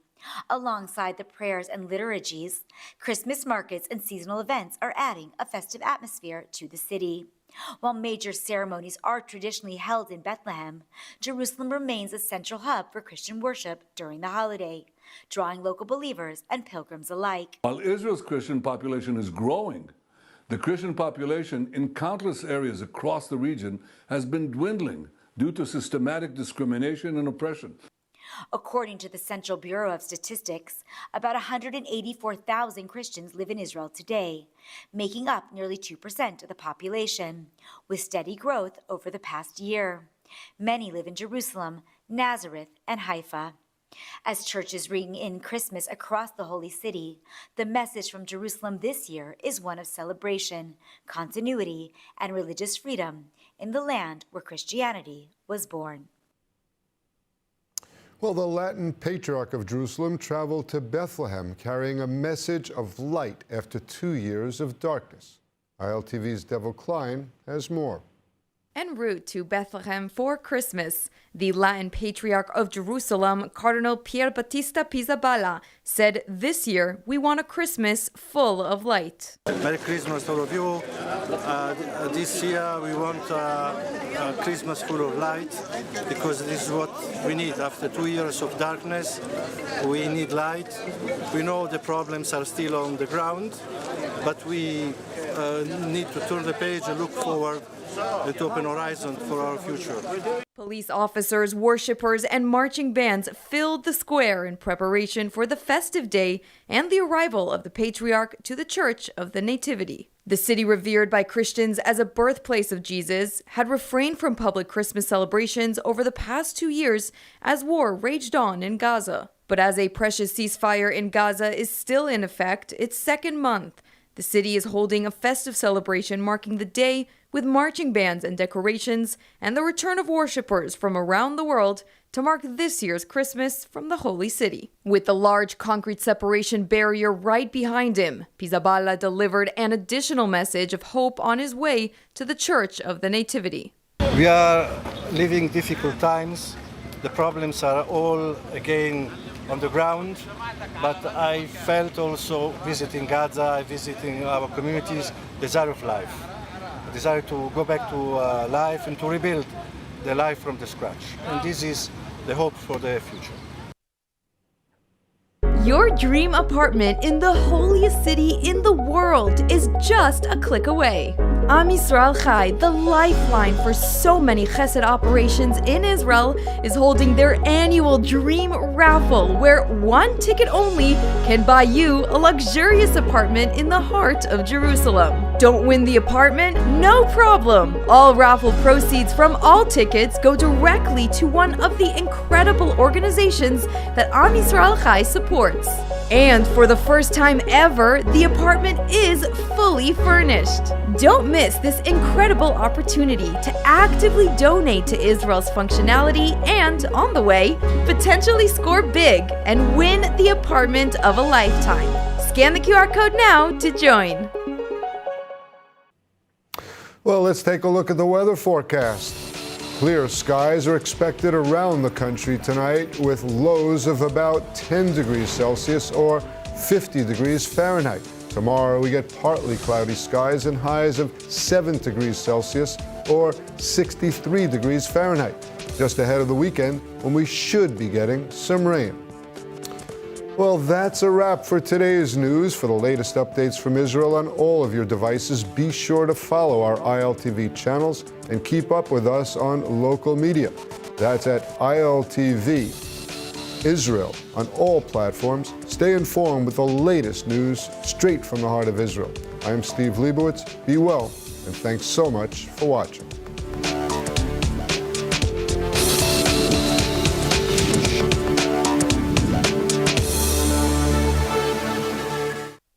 Prime Minister Netanyahu warns of a very severe response if Iran attacks Israel. This comes as rumors swirl around the upcoming meeting between him and President Trump. Is the Prime Minister planning to present plans for a second Iran offensive? And how will the President react as isolationists tighten their grip on MAGA? Israel Undiplomatic starts now.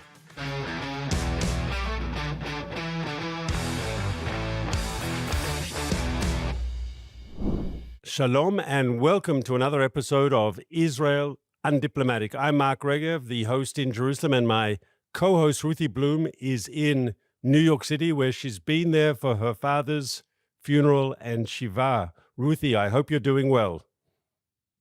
Well, thank you, Mark. Yes, I am. And then we can talk about that. In a way, it's related to our topic today because of Netanyahu's upcoming meeting with President Trump at Mar-a-Lago. And since apparently the main topic is Iran, and that was really my father's pet peeve for the last several decades. So it really does tie it in. I was happy that he lived to see Israel bomb Iran and the United States join in with the B-2 bombers. Thank God he lived to see that. But he lived a full life. He's almost 96 years old. But it is interesting, I must say, during the Shiva to see American Jews and hear a lot of their perspectives, just some of which were surprising to me. Well, you're, of course, 100% right when you talk about the Iranian issue, which is clearly front and center when Netanyahu meets Trump at Mar-a-Lago. It's clear that there's unfinished business. Now, when President Trump was here and spoke to the Knesset in the middle of October, just after the Gaza ceasefire deal was signed, and we'll discuss that later, because that's another issue, of course, on the table when the two leaders meet. But he said clearly if the Iranians start to reinstitute their nuclear program, they can expect a further strike on them. And he was leaving it a bit vague whether that would be an Israeli strike supported by the United States or whether America would join in as well, as they did last time. But he was very clear in his message to the Iranians on the nuclear program that if they do try to rebuild their nukes, if they do try to rebuild their military nuclear program, then they can expect a strike. But where it's not clear to me, Ruthie, is the issue which is of great concern is ballistic missiles. Because we saw in the 12-day war that we went through in the middle of the year that Iranians' conventional weapons can do great damage to cities across Israel, many fatalities. There's not an easy answer. We can shoot down many of these missiles before they land and explode in Israel, but unfortunately too many still get through. And you can still walk around Tel Aviv today, as you know, as a resident of Tel Aviv, and you can still see buildings damaged by the Iranian missiles. And for Israel, if they reconstitute their ballistic missile program, that's also a clear red line, as has been stated by the government of Israel. Do you think Washington shares that concern, or is President Trump only concerned about the nuclear issue? I think that President Trump can be persuaded that that's a crucial issue. I think one of the problems with this administration is that though President Trump and certain members of administration have been extremely understanding of Israel's predicament and understanding that it's not only Israel's. We even heard Ambassador Mike Huckabee a few days ago at the INSS conference in Tel Aviv saying that he was saying that this is a danger to Europe, to the world. It's not just to Israel. And anybody who doesn't, he said something like Europeans who don't understand that are stupid. I think he used that literal word. So yes, but we have another wing of the administration, people also whispering in President Trump's ear. And that's what I call the Tucker Carlson wing, or, J.D. Vance, the vice president. He's much more of an isolationist. I've said this before. He is somebody who is trying not to alienate anybody in the Republican Party, including the real bad guys there, some of whom are out and out anti-Semites. And he's trying not to alienate them because he has his eye on the presidential primary in 3 years. So he's trying to sort of be wink at both sides, and that doesn't work in a situation like this. I also would like to remind you, when you said about the ballistic missiles, first of all, Hezbollah in Lebanon has also said, Iran, you got to resupply us. This isn't only Iran. Iran is the head of the snake, and we did severely weaken it. And also financially, Iran is in really bad shape. However, it would spend its last penny on trying to assert its hegemony in the region and the world rather than feed its people. And that's a big danger. But also Israelis were tired of running to bomb shelters, living in bomb shelters when there were these missile attacks, particularly from Iran. And, it's hard we can't go back to that. So there's an issue here which is priorities, yes? If you're Israel, Iran is enemy number one. It's the most important threat. And as you said very correctly, Ruthie, Iran is the sponsor of other smaller threats, whether it's Hezbollah or the Houthis or Hamas, yes? But the head of the snake, so to speak, is in Tehran, and that's how Israel sees it. And Israel doesn't like the idea of Iran using it's this period of relative quiet, to rebuild its capabilities. And there's a question here, America, and it doesn't matter to a certain extent who sits in the White House, though obviously it's very consequential who sits in the White House, but on this it doesn't change anything. America is a global power with global interests, and they worry about China, and they worry about Russia, and they also worry about Iran.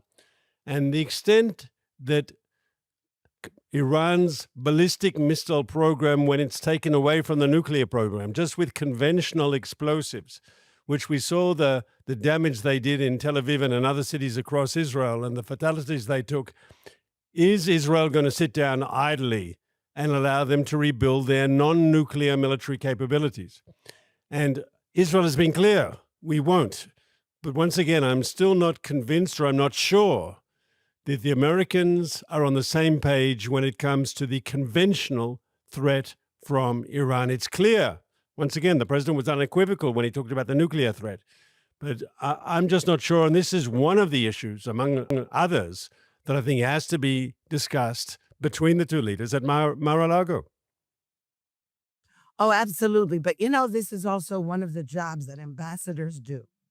And the Israel's ambassador to the U.S., Yechiel Leiter, really one of his jobs is to convey the message from Jerusalem to Washington about Israel's concerns.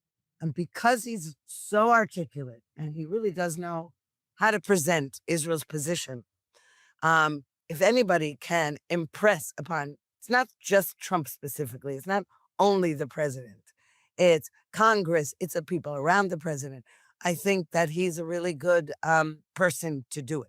Obviously, Netanyahu is the key person to do it, but we're talking about along the way and not just when he goes for his meeting at Mar-a-Lago. Now, a lot of this, we have to point out, is just speculation. And one of the reasons that we're speculating so much and trying to do, damage control, I would say, is because Axios and this its Israeli writer Barak Ravid spends a lot of time publishing stories that claim Trump has had it with Bibi. He's angry at Israel and he's going to give him a dressing down when it comes to Washington.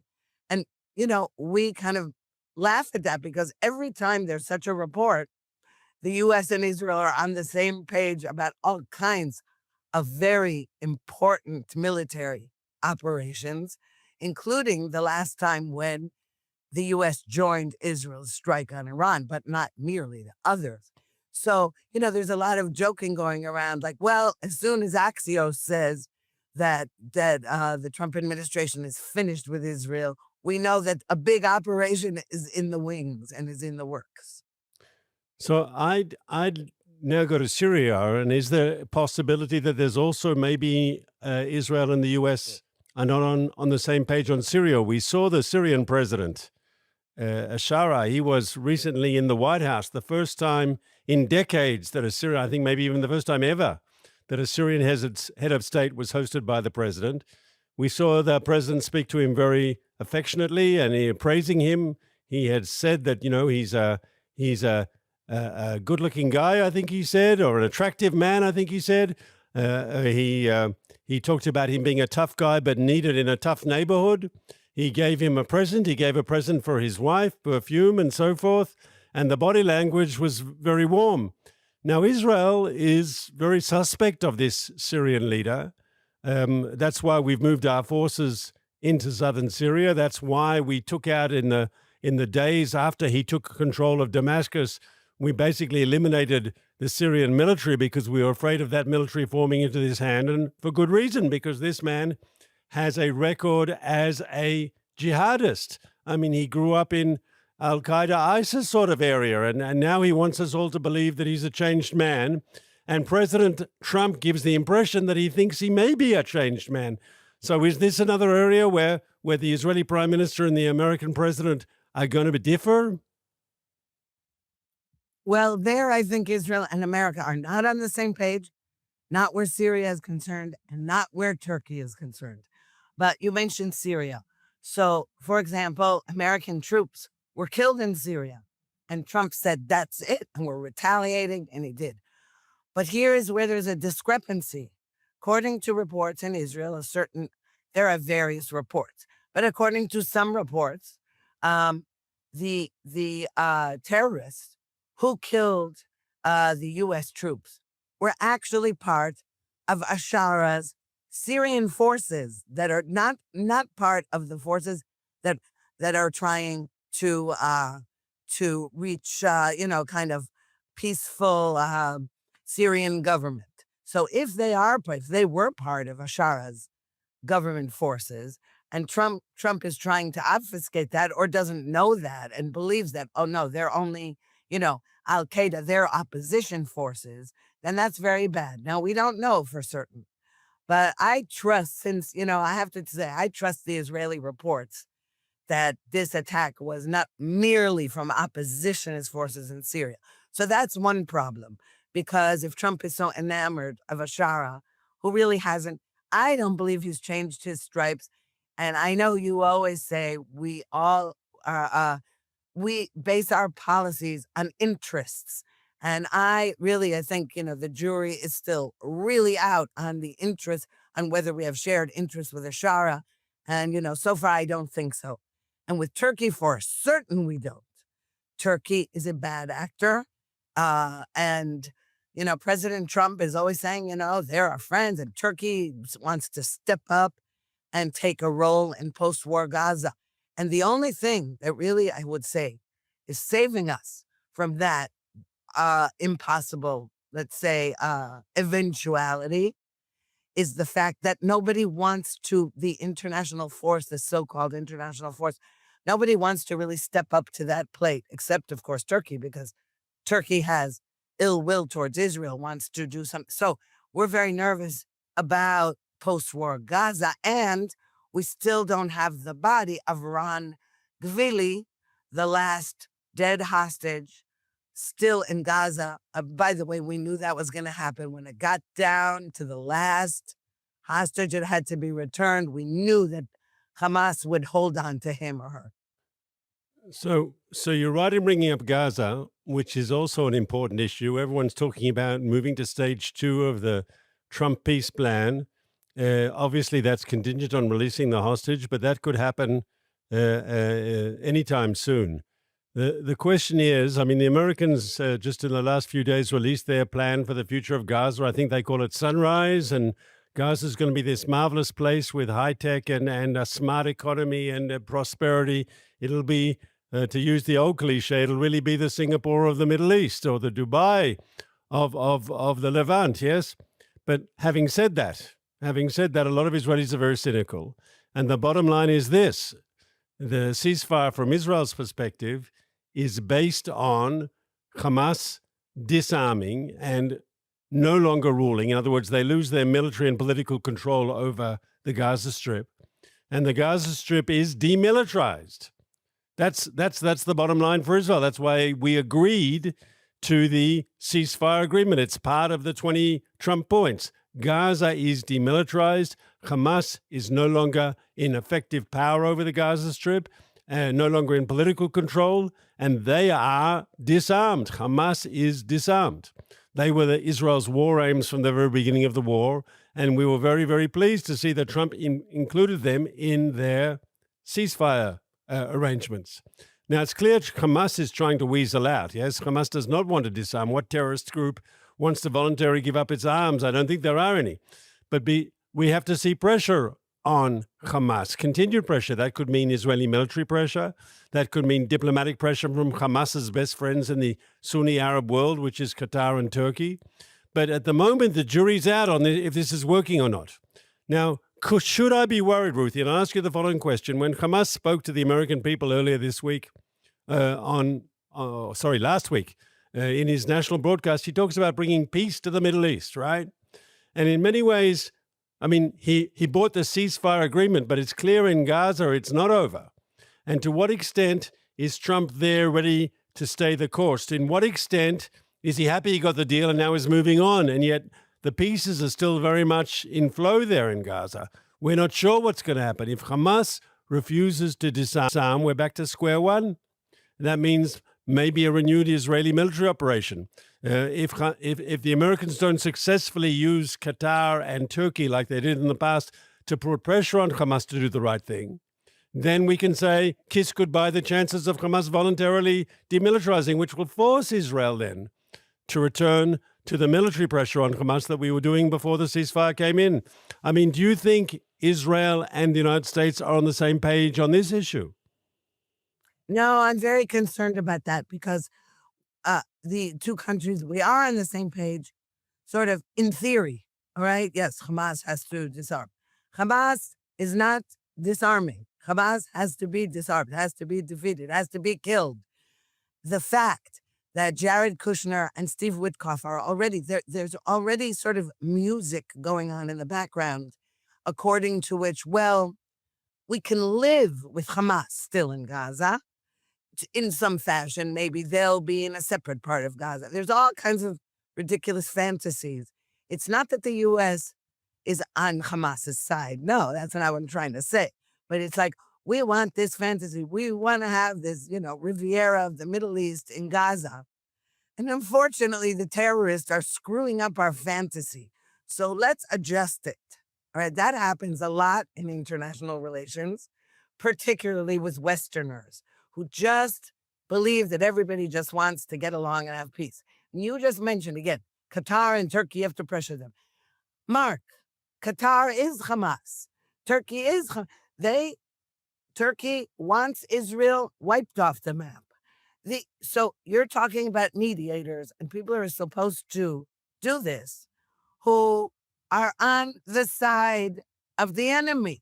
So, and even Egypt, with which we have a long-standing peace treaty. Egypt has become and is acting like a hostile member of this whole situation. Says, no, we don't want to. We're not meeting with the Israelis, as though we don't have a peace treaty with them. So I'm very skeptical about all of this. And unfortunately, I have to say, Israelis, here's a big problem. When you don't have an October 7th or some major horrific thing, like in Australia, the Bondi Beach terrorist attack, when there's a dramatic event, some people say, they mean business. We've got to do something. As soon as it calms down a little bit, as we saw recently, and with Trump's 20-point plan, and yes, Israel really did weaken all the enemies in the region, everyone sort of calms down and forgets that the threat is still there. I'd like to respond, Ruthie, by saying the following with your permission. Number one, as much as the relationship with Egypt can be challenging at times, the peace treaty has been there for getting close to half a century now, and that's a good thing, right? It's the peace between Israel and Egypt is very important for Israel's security. It's important for Egypt, and I think both sides have an interest in keeping that peace treaty. It was the first peace treaty between Israel and an Arab country, and so far, with all the problems, with all the ups and downs, it has stood the test of time. And just a few days ago, Israel announced this gas deal with Egypt. We're selling them Israeli gas. Who would have thought that the Jewish state would become an energy exporter to an Arab country? Well, it's happened. And it's happening to the major benefit of Egypt, who's getting good gas and cheaper gas. And it's a good benefit for Israel because we're selling it. And it's building an economic relationship between the two countries, which I hope will also strengthen the other relationships. A good economic relationship can often form the basis of a stronger bilateral relationship. On the issue of Turkey, and you say Turkey is Hamas or something to the sort. I mean, I've got no illusions about the Turks, but I think it's wrong to see Turkey as Hamas. Turkey is headed by someone from the Muslim Brotherhood sort of world outlook. He's obviously no friend of the Jewish people or of Israel. He's been known to say anti-Semitic things, but I think he's more interested in neo-Ottoman empire building than he is about Hamas. Hamas is a tool for him. Hamas is an ally, but I make a distinction between Turkey and Hamas. The best example is just before October 7th, the president of Israel made an official visit to Turkey, and they rolled out the red carpet, and everyone was making nice, and that couldn't happen if they were Hamas. Once again, I don't deny that they can be a threat. I don't deny they can be an adversary, but they're not exactly Hamas. I think that's incorrect. But we have to discuss, before we finish, one more thing. We haven't discussed Lebanon. And there was all this talk from Washington as well, that Hezbollah has to be disarmed by the 31st of December, by the end of this year. And we're getting very close to the end of the year. And so far, though Hezbollah's military power has been significantly mitigated by Israeli military strikes, the Lebanese government was supposed to do follow through. They were supposed to demilitarize the remainder, yes, the residual Hezbollah force. That has not happened. And Hezbollah remains an armed force, remains a threat, a lesser threat, but it wants to be in a position where it can make some sort of minor threat and rebuild its potential. And we're moving now to the end of the year. Israel, of course, continues to strike against Hezbollah targets when need be in Lebanon. But the question is, where is Trump on this issue? Once again, is he now not looking at Lebanon? Because without pressure on the Lebanese government, without Israeli military pressure on Hezbollah, they're not going to follow through on disarming Hezbollah. It's obviously difficult for them to do. They're not going to do it, the Lebanese government, unless they're under pressure from America and others to do so, and to do so now. No, absolutely. So what we have to see is how much President Trump remembers that or is reminded of those things by the people around him, because he's been extremely solid throughout. But, he's erratic, and every once in a while he says something that makes us nervous. But as long as he doesn't prevent Israel from doing what it needs to do, that's already important for Israel. It's not that we expect America to do the work for Israel, but we really need America not to threaten us or prevent us from doing what needs to be done. And as you said, we have been playing whack-a-mole in Lebanon and Gaza because all of this disarming hasn't happened. It's like we have this mini war of attrition going on, and we don't want to do it. We don't want to have to keep fighting, but we're going to have to, because and even from Egypt, drones going over from Egypt, everywhere you look, there's terrorist activity being rebuilt and being carried out. And they know what they're doing, okay? Because Hezbollah was basically defeated. But it's enough to have its little barbarian terrorists pop out of this tunnel, that tunnel, rearm a little bit to make us have to take them out. We take them out. It looks like we're the aggressors. It is part of the terrorist plan. Where they can't defeat Israel militarily, they do it on the international stage. They do it by playing the victim, etc. So that's what worries me. But I do have hope that this meeting in Mar-a-Lago, if it indeed takes place, because I think President Trump said that he something like, he hopes it's taking place next week. I mean, it hasn't been formally announced, but it's supposed to take place on December 29th. I'm hoping, since he does get along with Netanyahu, but the question is now, I'm hoping that what they are cooking between them is something that even you and I don't know exactly what's happening, and that's good.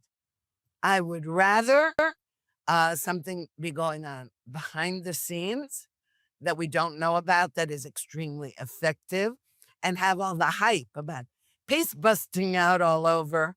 I would rather have something going on behind the scenes, as we've seen before in joint operations.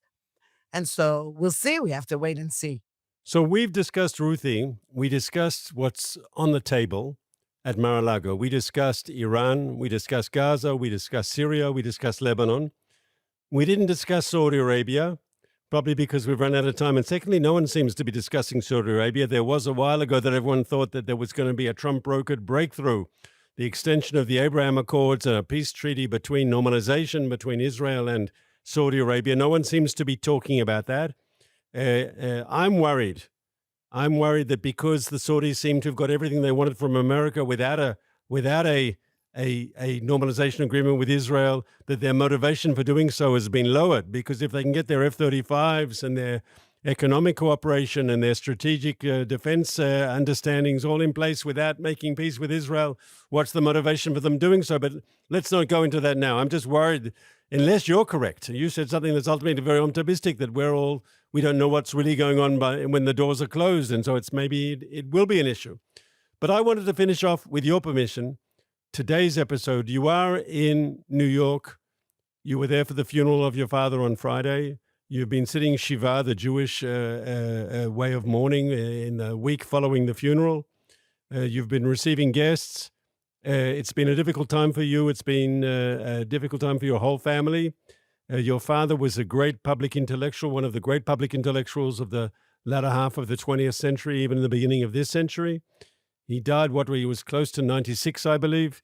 And your father, Norman Podhoretz, was an outstanding public intellectual, speaking out on all the issues, as you said at the beginning of today's episode. International relations, American internal policy. He was a lover of America and a lover of Israel. And I just thought we'd give you the last few minutes to talk about your father a little bit, Ruthie.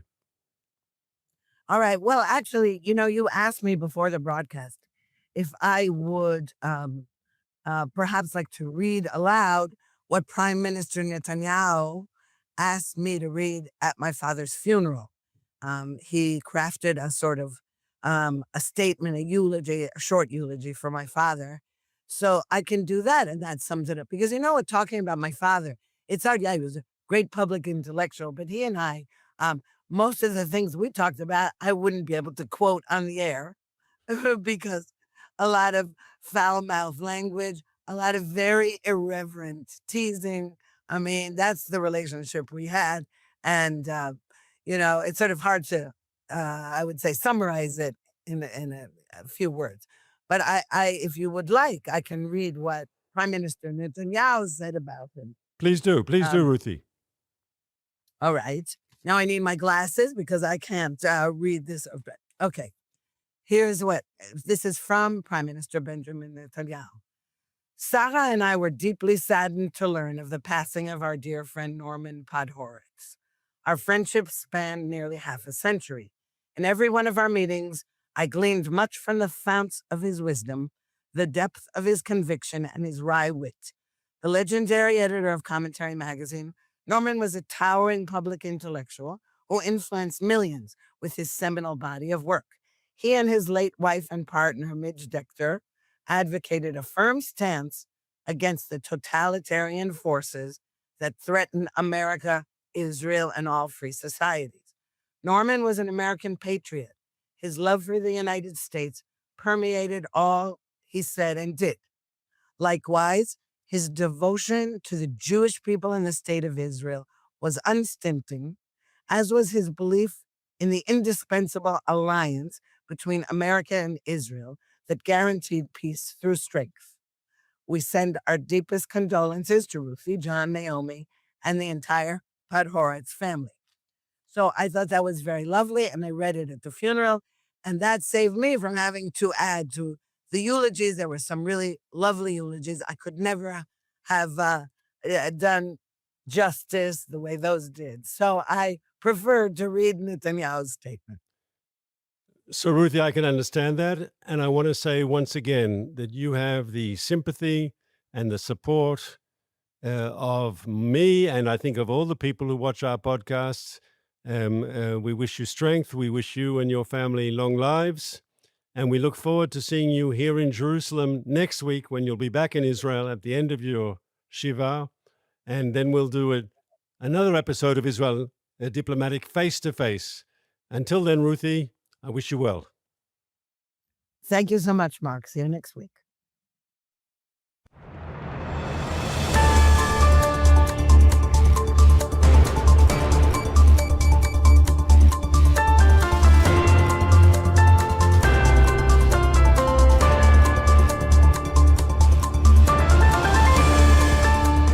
Back to ILTV on the hour. We are live from Israel, bringing you the biggest headlines of the region.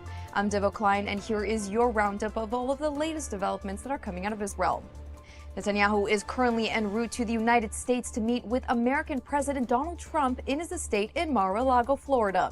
The meeting is set for tomorrow night Israel time, with many topics topping the agenda, such as the future of Gaza, the Lebanon ceasefire, a potential conflict with the Islamic Republic in Iran, and future prospects of the Abraham Accords. The White House is pushing to move quickly toward phase 2 of Trump's 20-point plan, including the formation of a Palestinian technocratic government in Gaza, backed by a U.S.-led international stabilization force. With Trump stressing that the peace process rests on the outcome of this summit, officials are also adding that what comes out of Mar-a-Lago may determine whether the war moves toward a political endgame or back toward escalation. And the IDF have today released footage of the 55th Brigade wrapping up operations in southern Syria.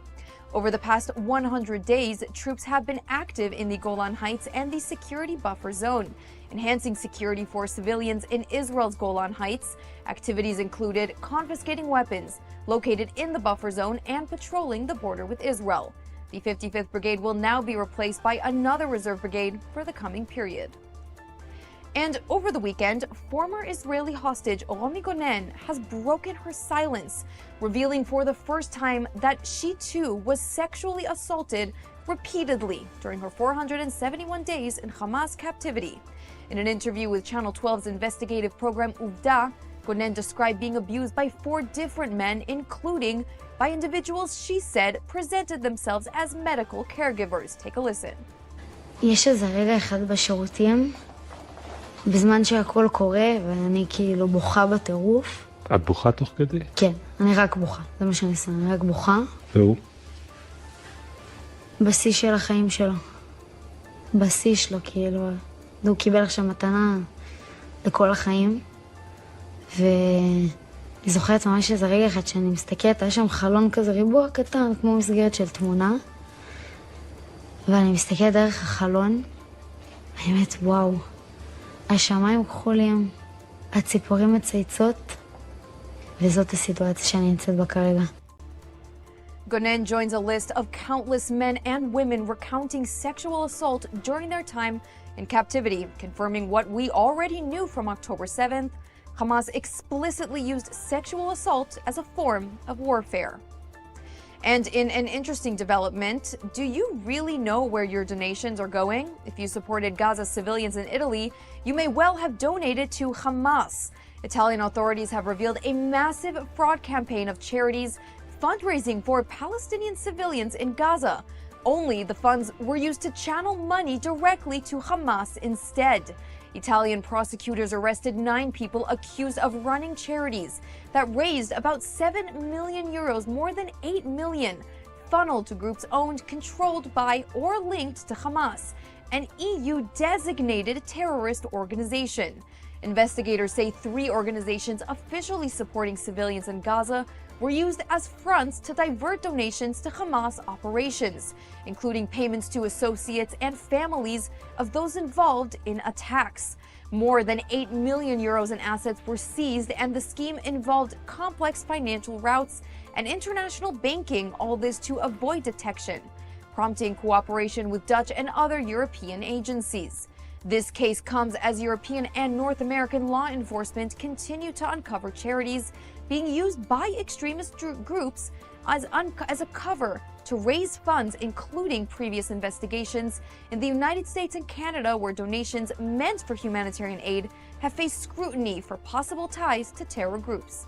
Italian authorities say the operation underscores how the propaganda war and fundraising narratives can be exploited, blurring lines between real aid for civilians and support for terrorist goals. And that's a wrap for this edition of ILTV on the Hour. Scan the QR code on your screen to get all of the latest developments coming out of Israel. I'm Devo Klein, and thank you so much for watching.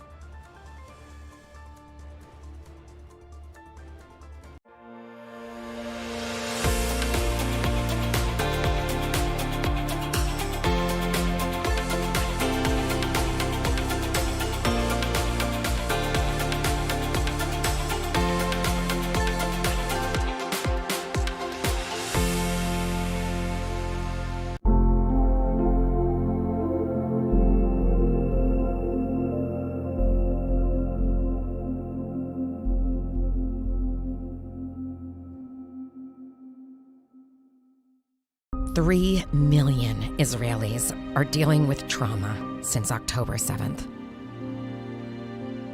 To help Israelis heal, Hadassah is there, with the largest rehabilitation center in Jerusalem, world-renowned medical centers, and youth villages. It's said, saving a life saves the world. Imagine helping millions. This is Hadassah, a life-changing force in Israel and the world. Your dream apartment in the holiest city in the world is just a click away.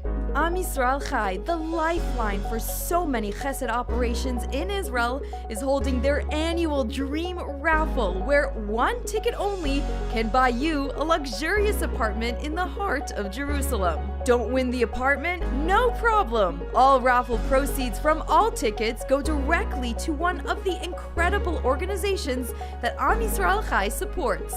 And for the first time ever, the apartment is fully furnished. Don't miss this incredible opportunity to actively donate to Israel's functionality and, on the way, potentially score big and win the apartment of a lifetime. Scan the QR code now to join. When you buy from Blessed by Israel, you're not just shopping, you're standing with the families of Israel's heartland. Every bottle of delicious olive oil, handcrafted necklace, or jar of honey carries the spirit of Judea and Samaria. These, along with many more products, are the tastes, scents, and stories of the Promised Land, made by people rebuilding our biblical homeland every day. Shop now at blessedbyisrael.com and use ILTV's special code BLESSISRAEL for 10% off on your first order. Welcome back to Axis of Truth. I'm Emily Schrader, and today we're talking about what happens when a country confuses political correctness with public safety. And spoiler alert, it never ends well. In just a few minutes, we'll break down how Canada has gone from a safe and functioning democracy to a country where Jews are targeted, terror networks operate openly, and authorities seem to notice only after something goes very wrong. From ISIS plots to fire bombings to chants calling for intifada, this is not a series of isolated incidents. It's a pattern. And then I'll be joined by someone who has been warning about this for years, Golda Meir, a former Canadian MPP who fled the Islamic Republic of Iran and went on to become the first woman born in Iran elected to office in Canada. But first, let's talk about something else that happened this week.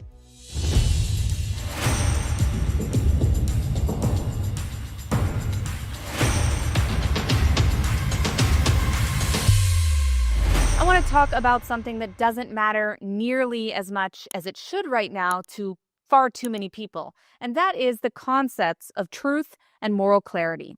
Now, at the Turning Point USA conference this weekend, political pundit Ben Shapiro did something that far too few people with large platforms are willing to do anymore. He spoke the truth, even when it was uncomfortable, even when it was unpopular, even when it meant calling out people on his own side from the very stage that they were about to speak from. He knew that Nick Fuentes is an evil troll and that building him up is an act of moral imbecility. And that is precisely what Tucker Carlson did. He built Nick Fuentes up. And he ought to take responsibility for that, just as he ought to take responsibility for glazing pornographer and alleged sex trafficker Andrew Tate, or for mainstreaming fake historian and pseudo-Nazi apologist Daryl Cooper as America's best and most honest popular historian. Hosts are indeed responsible for the guests they choose and the questions they ask those guests. Emotive accusations, conspiracy theories, and just guessing questions, that's lazy and stupid and misleading. None of them are a substitute for truth. None of them are a substitute for evidence. So, when Candace Owens says, "I don't know, but I know," that is retarded. And the people who refuse to condemn Candace's truly vicious attacks, and some of them are speaking here, are guilty of cowardice. Yes, cowardice.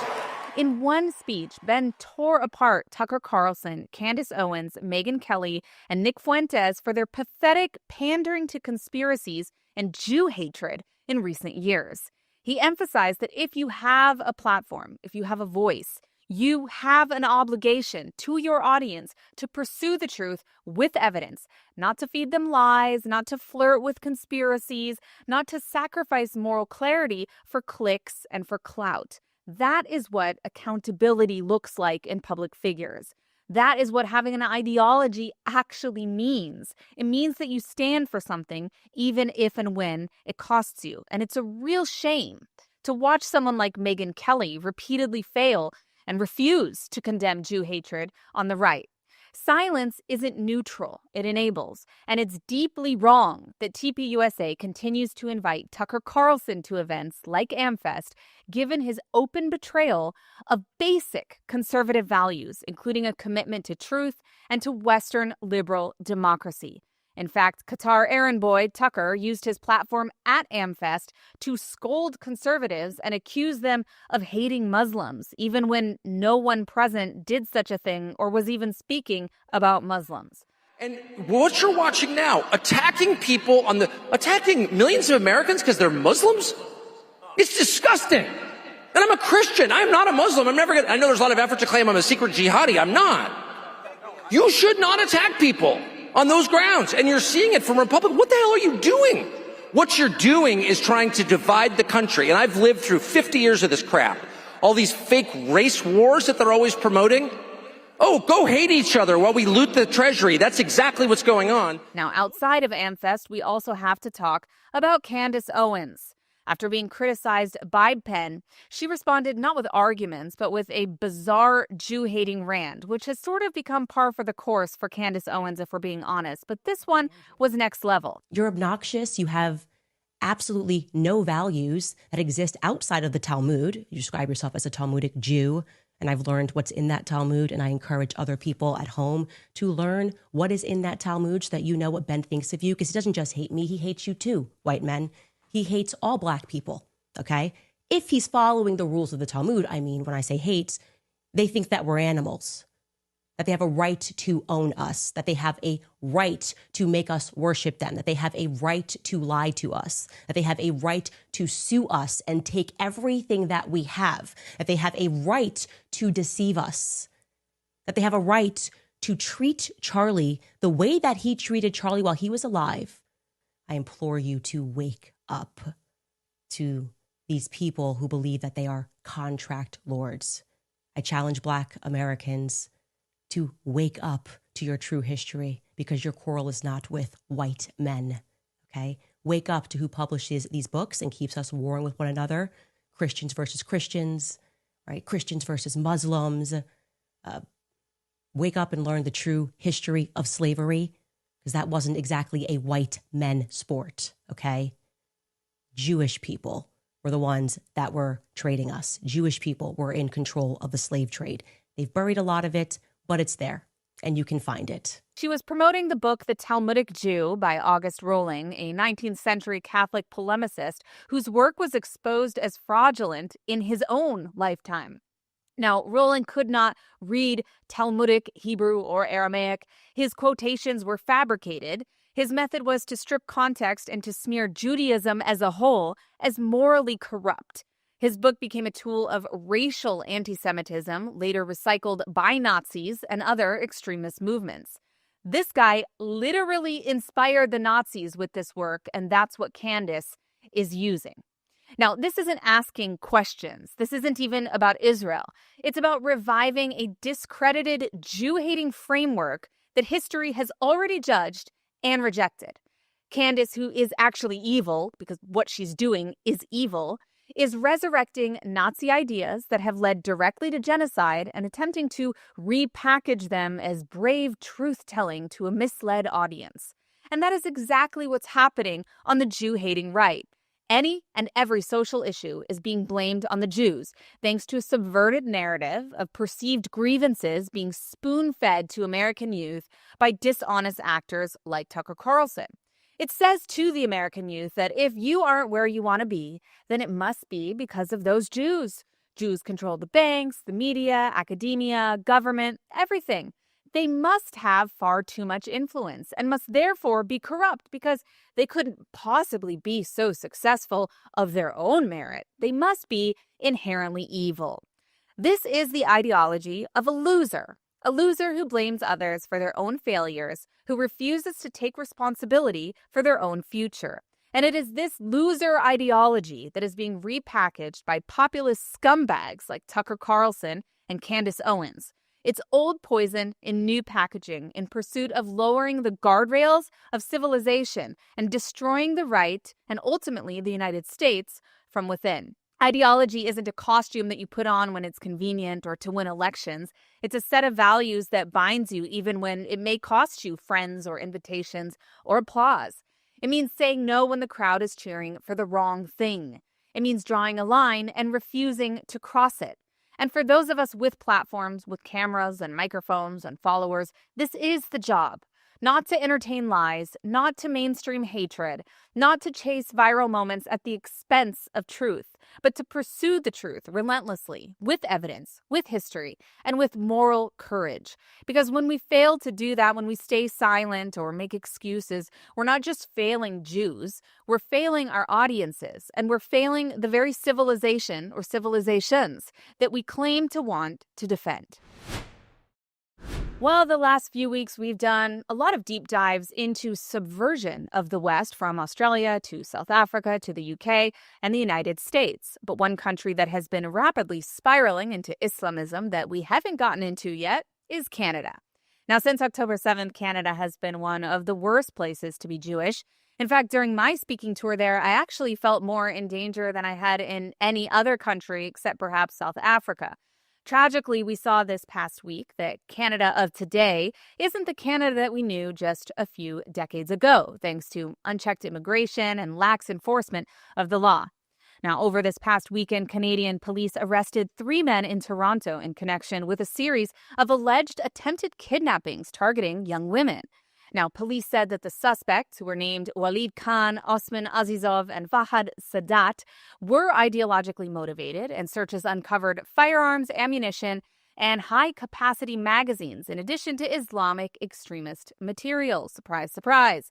In fact, at least one of the suspects has also been charged with terrorism-related offenses linked to ISIS after investigators discovered only now from seized materials that he was seeking to murder Jews and had previously donated to ISIS.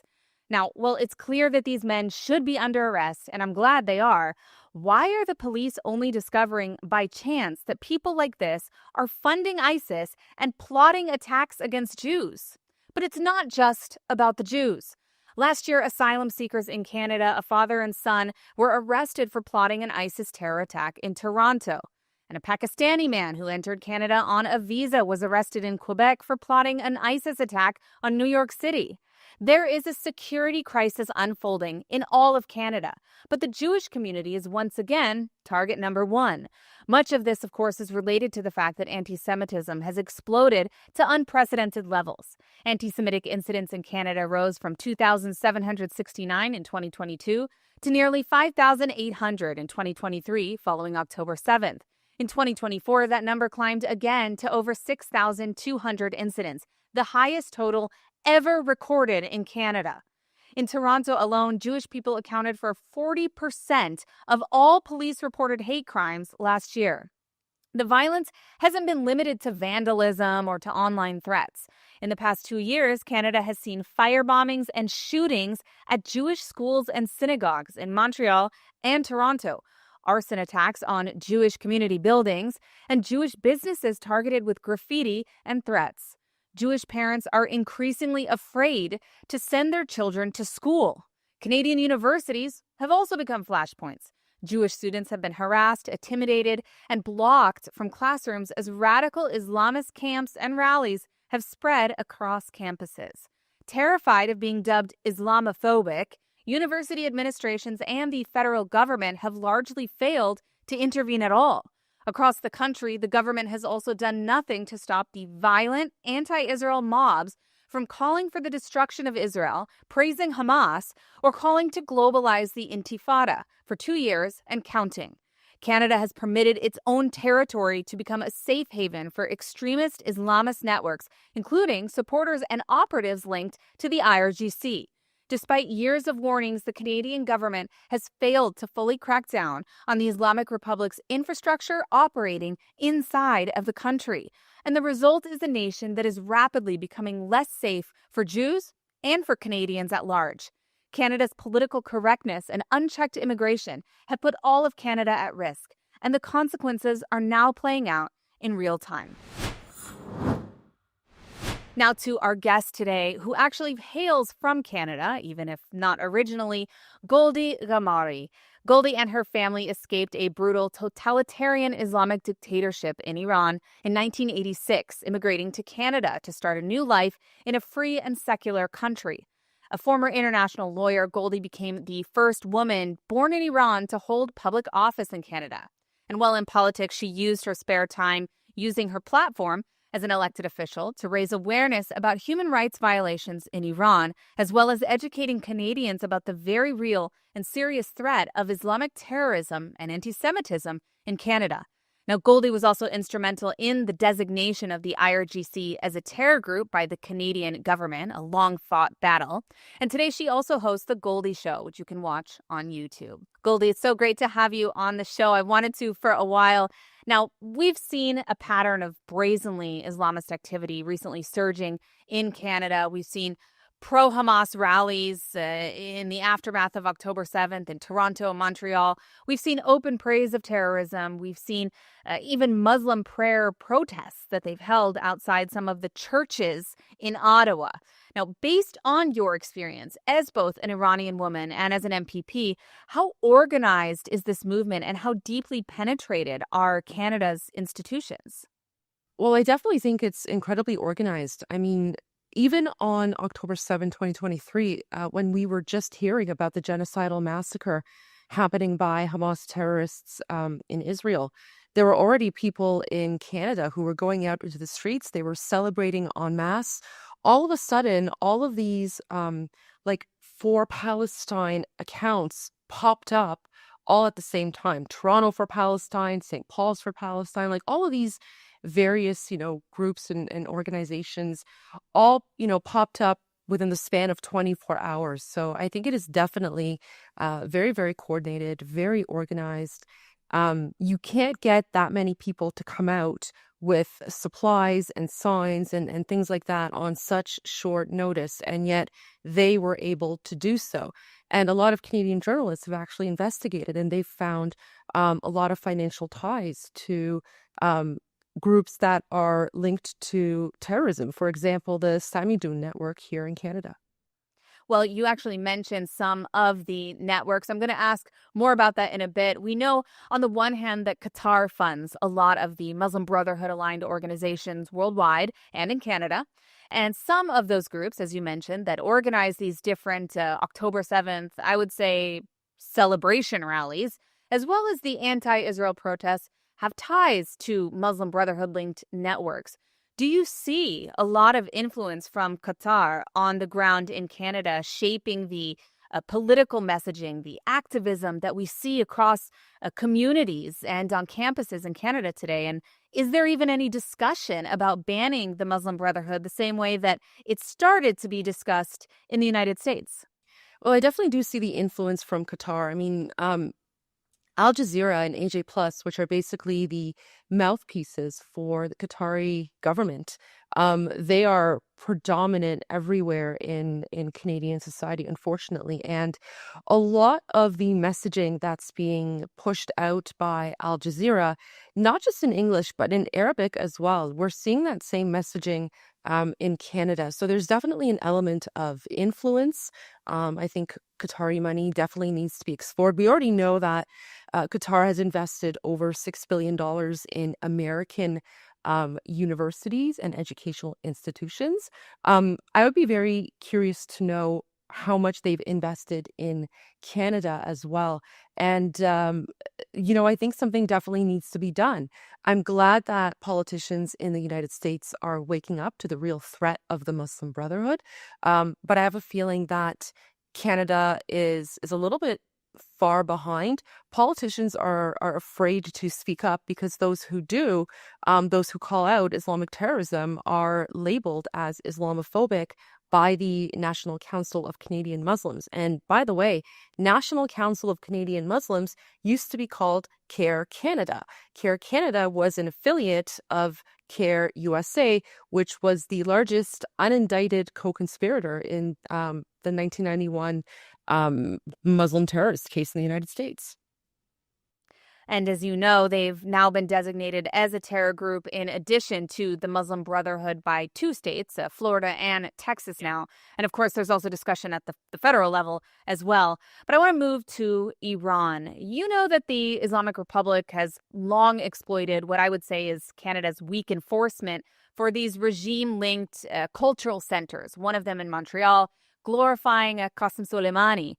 2 other IRGC sympathizers, or worse, appearing at rallies, waving regime flags after October 7th, even before, but especially after. What are some of the most alarming examples that you've encountered of the influence of the Islamic regime that exists in Canada and the activities that they've conducted there on foreign soil? And is anybody in the Canadian government even doing anything about this?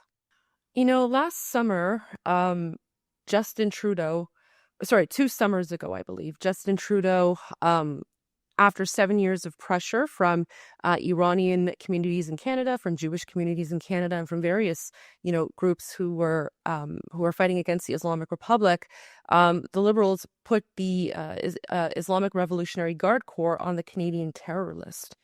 We were very happy when that happened, but I was very concerned as well because it just seemed very performative. And unfortunately, that's exactly what it's been. So the Liberals did that, I think, in a last-bid effort to try and win a by-election in downtown Toronto. They weren't able to win it, but we haven't really seen much action from the federal government since then. Everyone knows that Canada is like a safe haven for the Islamic regime. There are many people who've come here who are affiliated with the terrorist Islamic Republic. There's huge amounts of money laundering that's happening with billions of dollars stolen from the Iranian people that's brought over. And yeah, nothing really seems to be done about it. There are numerous examples. And the one thing people have to remember is that when I speak about those who are affiliated with the Islamic Republic occupying Iran, I'm not only talking about Iranians. There are also, if anything, more non-Iranians who are involved and affiliated. We've seen, for example, various, there's this one mosque in Windsor that is constantly honoring Qasem Soleimani, or Hassan Nasrallah, the leader of Hezbollah, right? And Hezbollah, of course, is fully funded by the Islamic Republic. So we are seeing a lot of this happening in Canada. Unfortunately, I'm not seeing a lot of action from those in power. And I mean, I can only think that the reason they don't want to act is because they're afraid of losing the jihadi vote, maybe. I don't know. Now, when it comes to those individuals who are money laundering, who are promoting the activities of the IRGC in Canada, I mean, is the government aware? Have these things been reported? What was obviously you were not in the federal government, but when you raise some of these issues yourself, I mean, what's the reaction from Canada? Do they just ignore it? Because it's obvious that it's happening. In some cases, they even speak about it openly. I mean, it definitely does seem like our concerns are being ignored. Now, I mean, I've read intelligence reports, publicly available intelligence reports from CSIS, from RCMP, from CBSA. They will oftentimes put out there, the CBSA, for example, said, I think it was last year, that they're investigating 700 individuals in Canada who are linked to the Islamic Revolutionary Guard Corps.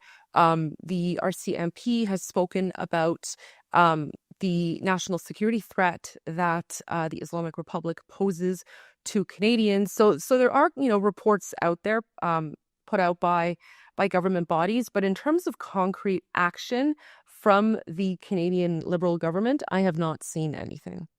I mean, can they deport these people? Like, are these people who are Canadian citizens? Are they exploiting loopholes in Canada, or is Canada just ignoring it? I guess is my question. I would say both. So some are definitely coming here, through the loopholes they've exploited, whether it's like a financial, economic immigrant where they have to invest, a certain amount of money. It's usually a very, very high amount they have to invest. Others have been here for a while and have gained citizenship. I think the best solution is to deport even the ones who have now become naturalized citizens. And I say this as someone who is a naturalized citizen myself. If you are part of the Islamic Revolutionary Guard Corps or you support them in any way, I think you're a traitor to Canada and you should be deported. And if you're a citizen, then you should be denaturalized and then kicked out. Now, I don't need to tell you Canada has faced a wave of Islamist attacks in one form or another. You had firebombing of multiple Jewish schools in Montreal, one of them several times, Molotov cocktails thrown at synagogues. You also have, of course, security warnings at Christmas markets. Both Ontario and Quebec face this from online jihadist threats. Do you see these events as part of a broader, I would say, Islamist war against Western democratic values inside of Canada? And is there a way to stop Islamization of Canada that we're seeing right now? 100%. I do believe that this is a war against the West. I mean, why else would a group of radical Muslims go stand in front of a church in Quebec City and pray in front of a church? They have mosques. They can go pray in a mosque. They're choosing to go stand in front of a church in public for a reason. And that is because public praying outside is seen as a sign of political Islam. It's seen as a sign of dominance.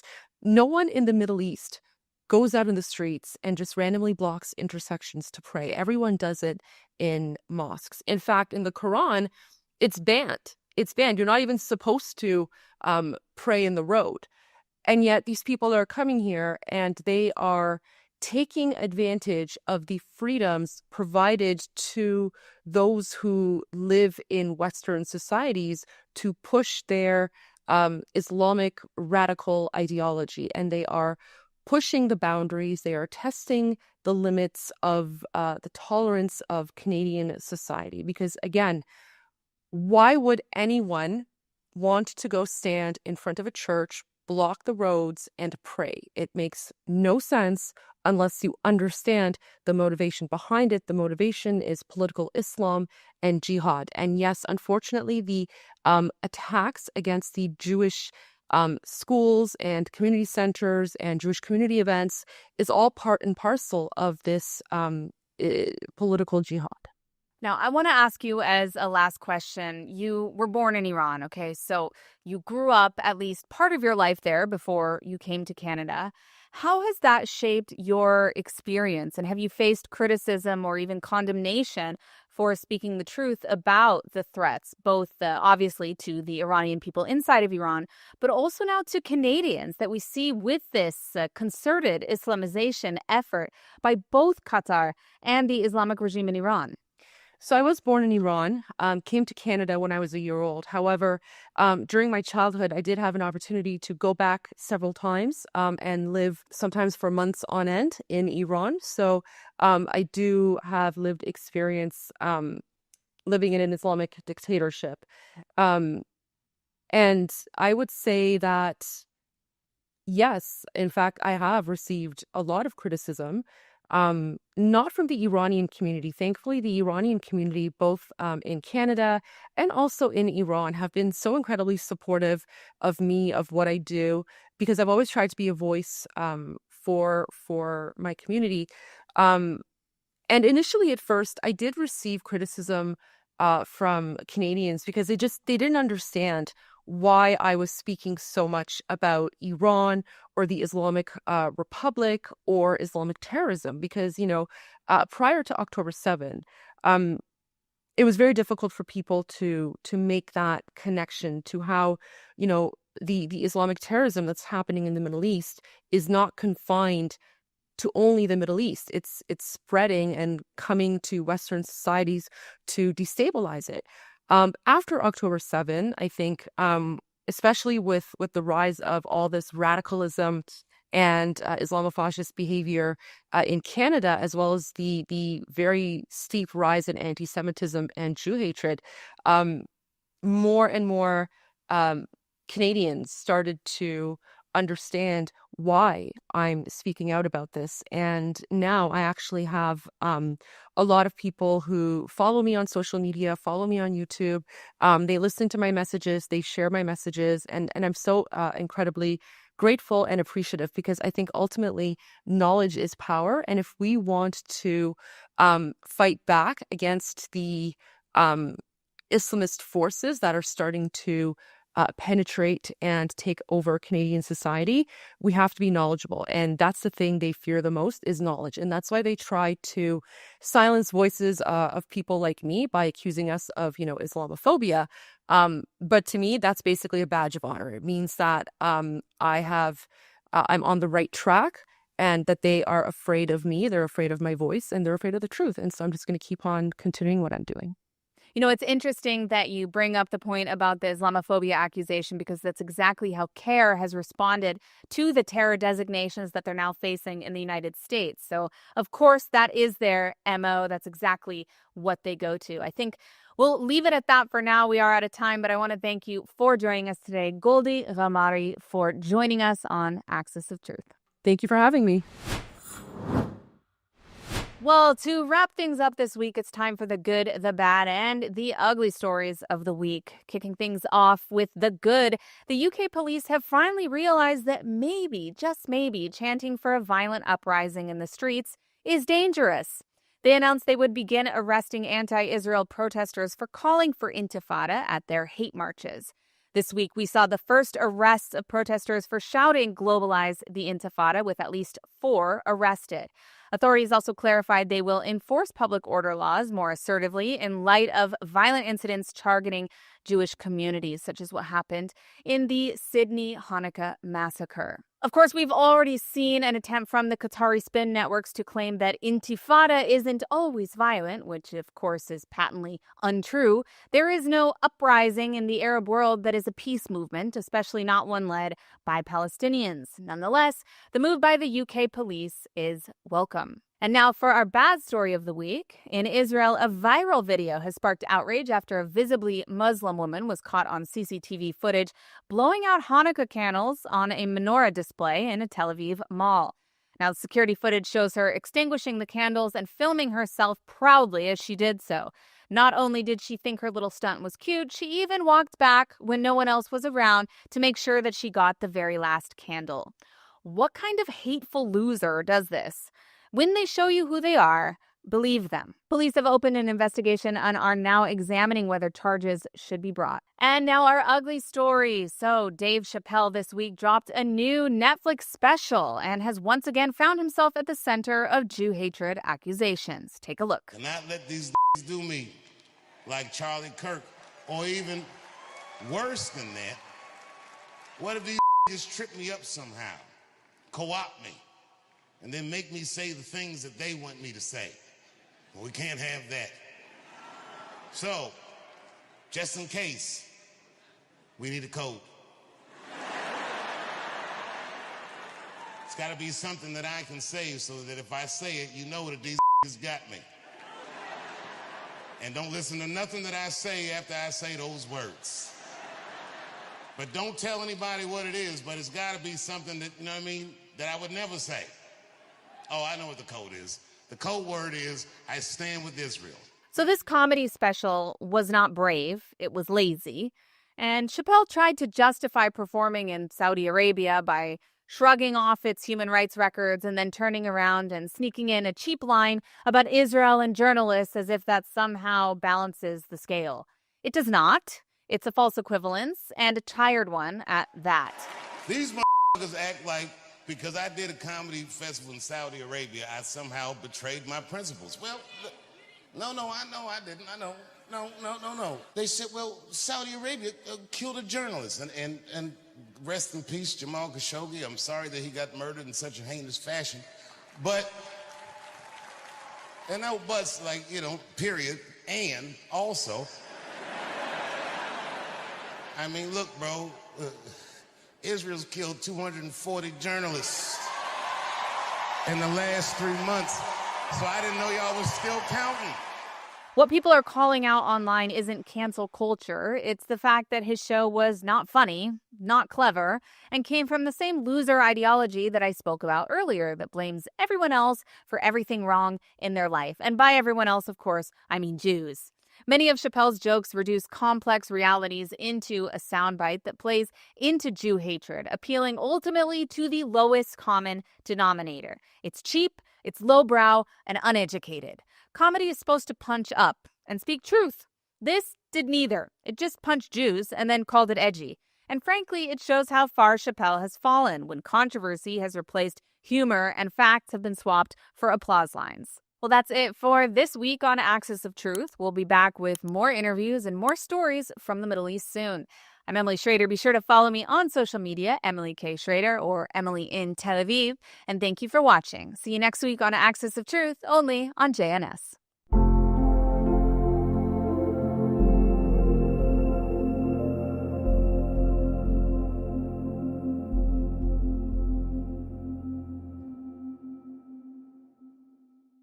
We have finally discovered the real plan for Israel that Benjamin Netanyahu has been hatching all along, and it is more amazing than we ever anticipated. If you have been feeling uncertain about Israel's future, this episode is for you because everything, and I mean everything, is about to change, but not in the way that any of us anticipated. Welcome to the Meira K Show on JNS TV. Let's dive right in.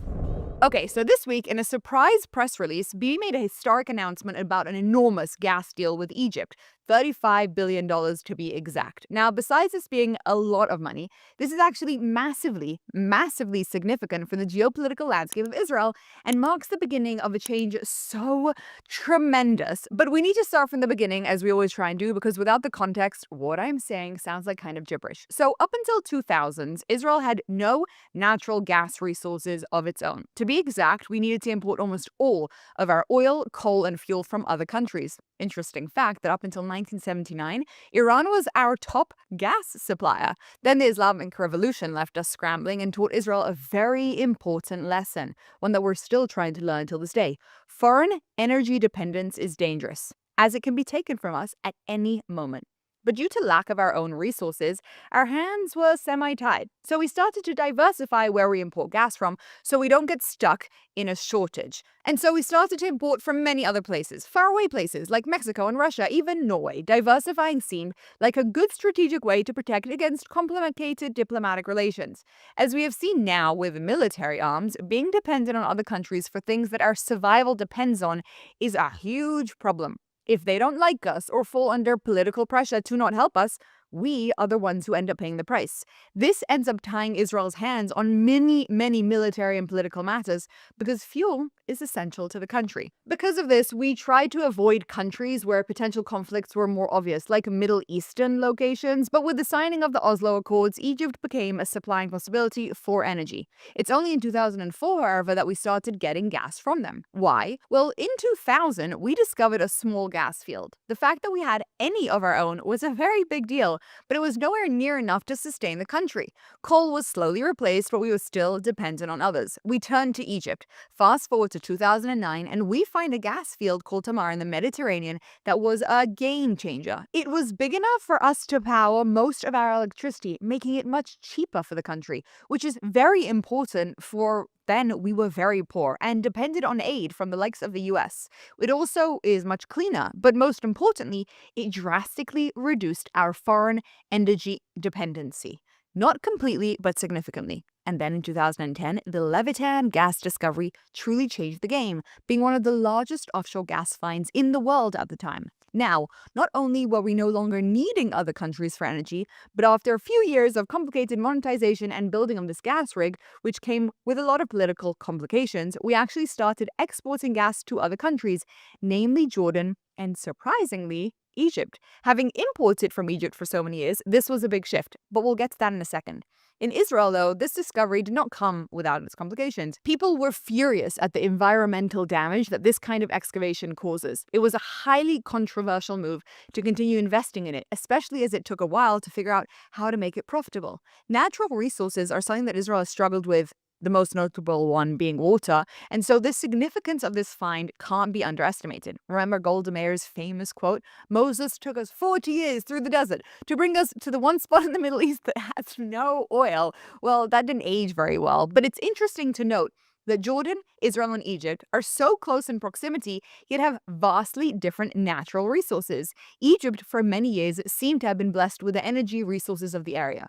Obviously, now this is not the case, or they wouldn't be signing a deal with us. And how come? Well, up until 2000s, they had a relatively small population and natural gas reserves that left them with a lot of extra. Then in the early 2000s, they discovered even more gas offshore and decided that to boost their economy, they were going to become major gas exporters. Jordan and many other countries across Europe built their dependencies on Egypt because of its strategic location, and Israel joined in 2005 with the help of the EMG pipeline. 40% of Israel's gas was supplied from Egypt.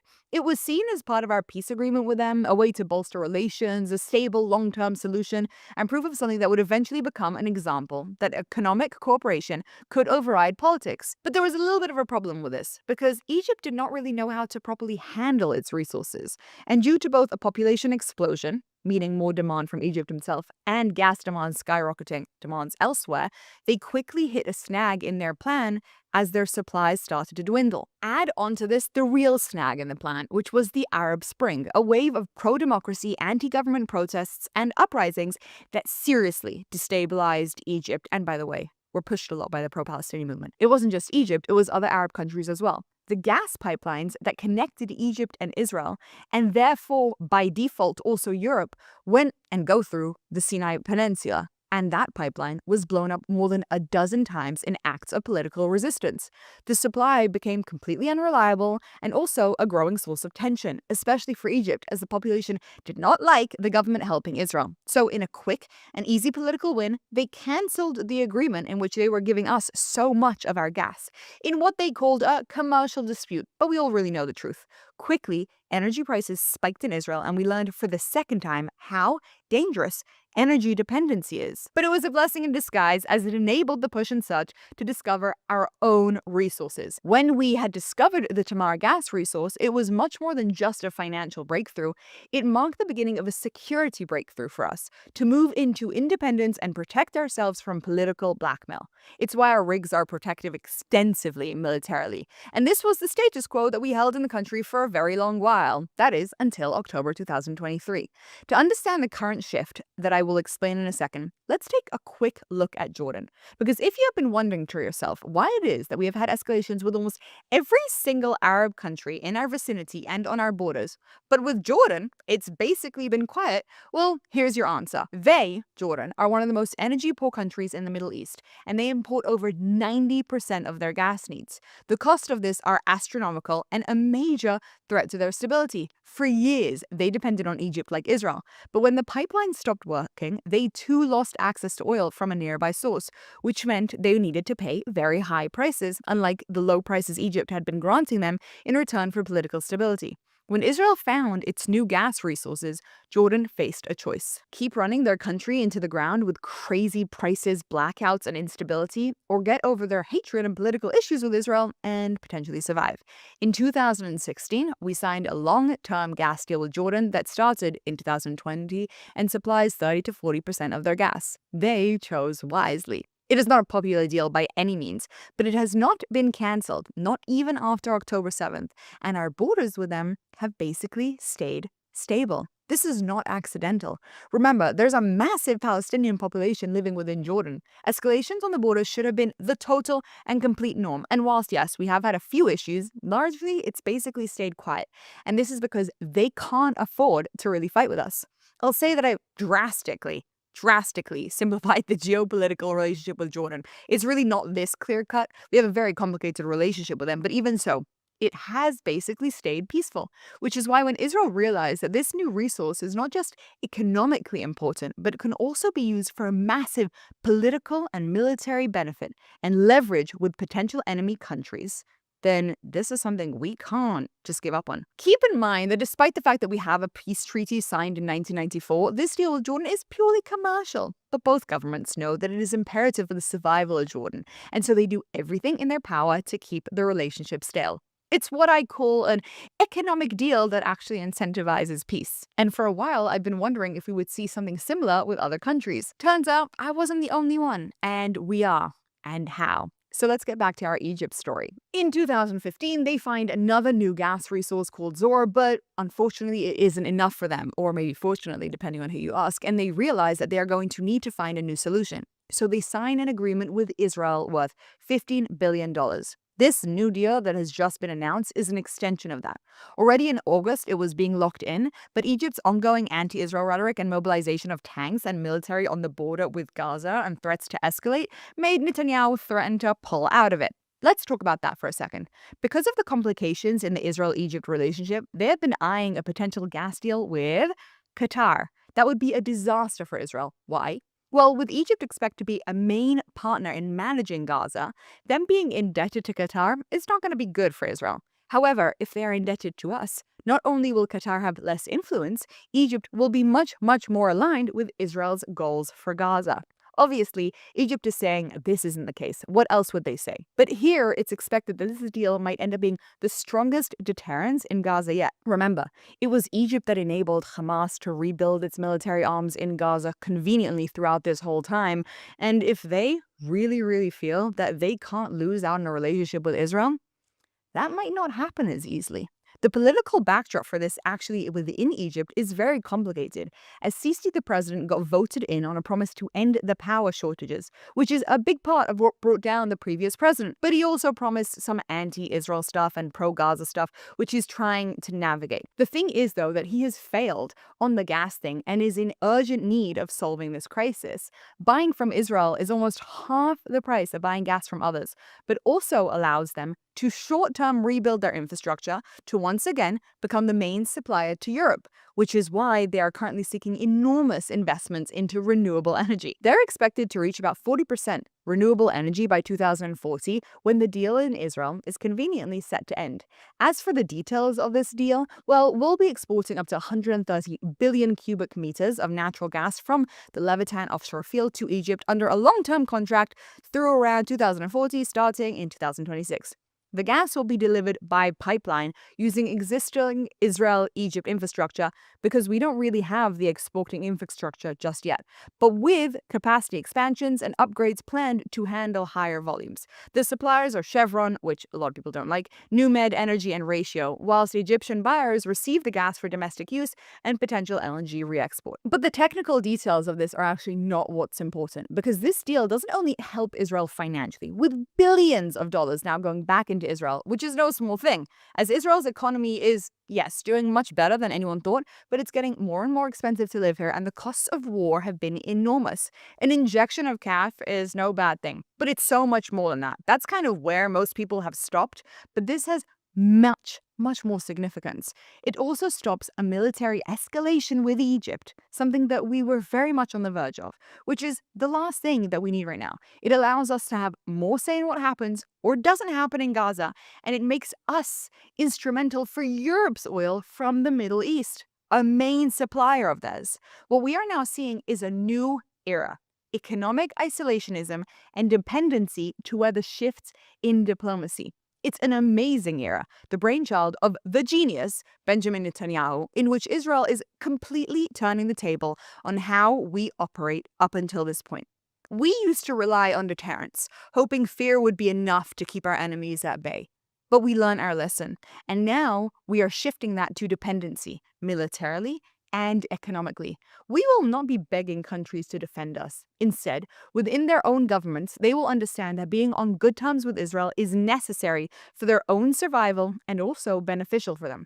In his press release, Bibi said that there are more surprises coming, and it's likely that we are looking at a similar style with Syria. What's interesting about this kind of agreement is that it's not an overt peace treaty that causes a lot of political outrage within the Arab countries, but rather it's Israel solving problems for these countries in a way that they can't afford to become our enemies, whilst dramatically boosting Israel's economy. The Blue Raman pipeline with Saudi Arabia is another such example. Energy, whilst not oil, for AI and data and internet will be coming from the Middle East to Europe through Israel. Saudi Arabia is a country that may or may not sign a peace deal with us, but it is very invested now in staying on semi-good terms. Both Saudi Arabia and Egypt use these pipelines to reach Europe, and let's not miss the significance of that. Europe, to have to access the Middle East and Asia, will be dependent on Israel. What does that mean for the future of our diplomatic relationships with them? You see, whilst online it seems like all doom and gloom, and there are definitely elements of that at the moment, on the ground, most countries of the world are able to sift through the noise and see a very simple truth, that what Israel has done in the last few years is nothing short of miraculous. That we not only survived against all odds, but we have come out stronger and more victorious than anyone imagined. Even economically, we are now the third strongest economy despite the war. Do you think they aren't realizing that not only do they not want to be enemies with us, but actually they should be our friends? I mean, just on a purely military level, we are signing deals bigger than ever before for arms sales with the likes of Saudi Arabia and Germany, countries within Europe. Just this week, we signed another $3.1 billion deal with Germany to provide them with our Arrow missile defense system as fears over Russian escalations grow. They are the only country in Europe that we have sold this to, and this is the largest defense export agreement we have ever signed. We are even in talks with Greece and Cyprus to develop a rapid reaction force in the Eastern Mediterranean, obviously due to our shared concerns over Turkey. And just FYI, Greece has now deployed Israeli missiles on several islands near Turkey, but that's for another time. We hear about acts of anti-Semitism in Greece, but we don't hear about this. This is the thing. Most of these countries, whilst not in an active war, are in a state of complete disarray. Things are falling apart very, very quickly. And whilst Israel has spent 2 years in a very uncomfortable situation, we're coming out of it and really succeeding in building it. We know how to deal with terror. We know how to defend ourselves against enemy. We've built a system that is beyond unbelievable. And economically, we are growing and becoming better than before. Countries are watching. I think that when we look at this war from a short-term perspective, it's very hard to feel hope. We feel the fatigue and the fear. But when we zoom out away from Twitter, away from the soldiers being injured, and see the bigger picture, it's actually become unbelievably positive. The Israel we know now is going to be drastically different from the Israel we will see in 10 years. I often get asked how I stay hopeful, and it's because I try to zoom out and look at what's really going on. When Bibi says that we learn our lesson on October 7th and that things are changing, this was his plan. Make us so economically strong that we are undeniable.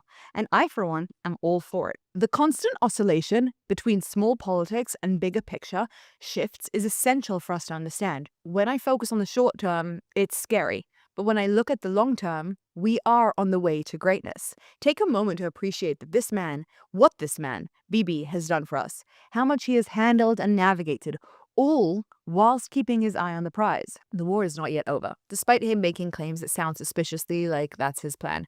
We are seeing escalations with Lebanon heating up, and the summit with Trump and Bibi will probably lead to some form of Iran 2.0 as their ballistic missile capabilities increase. Sisi, by the way, from Egypt, is expected to also be joining a summit with the two to mark this enormous announcement. But all of these escalations, they're temporary, and good things are coming. The deep state is eroding due to October 7th. Our strength is becoming more apparent to the world due to October 7th as well, and our economy will be booming, even more than now, very, very soon. These are exciting times, historic times, and I, for one, am grateful to have this leadership, to have God, and to be living in a country that is now going to be on the forefront of what it looks like to be a Western country that knows how to stand up for itself, defeat our enemies, and be strong in our pursuit for peace. I'm Ira Kay, and I will see you next time.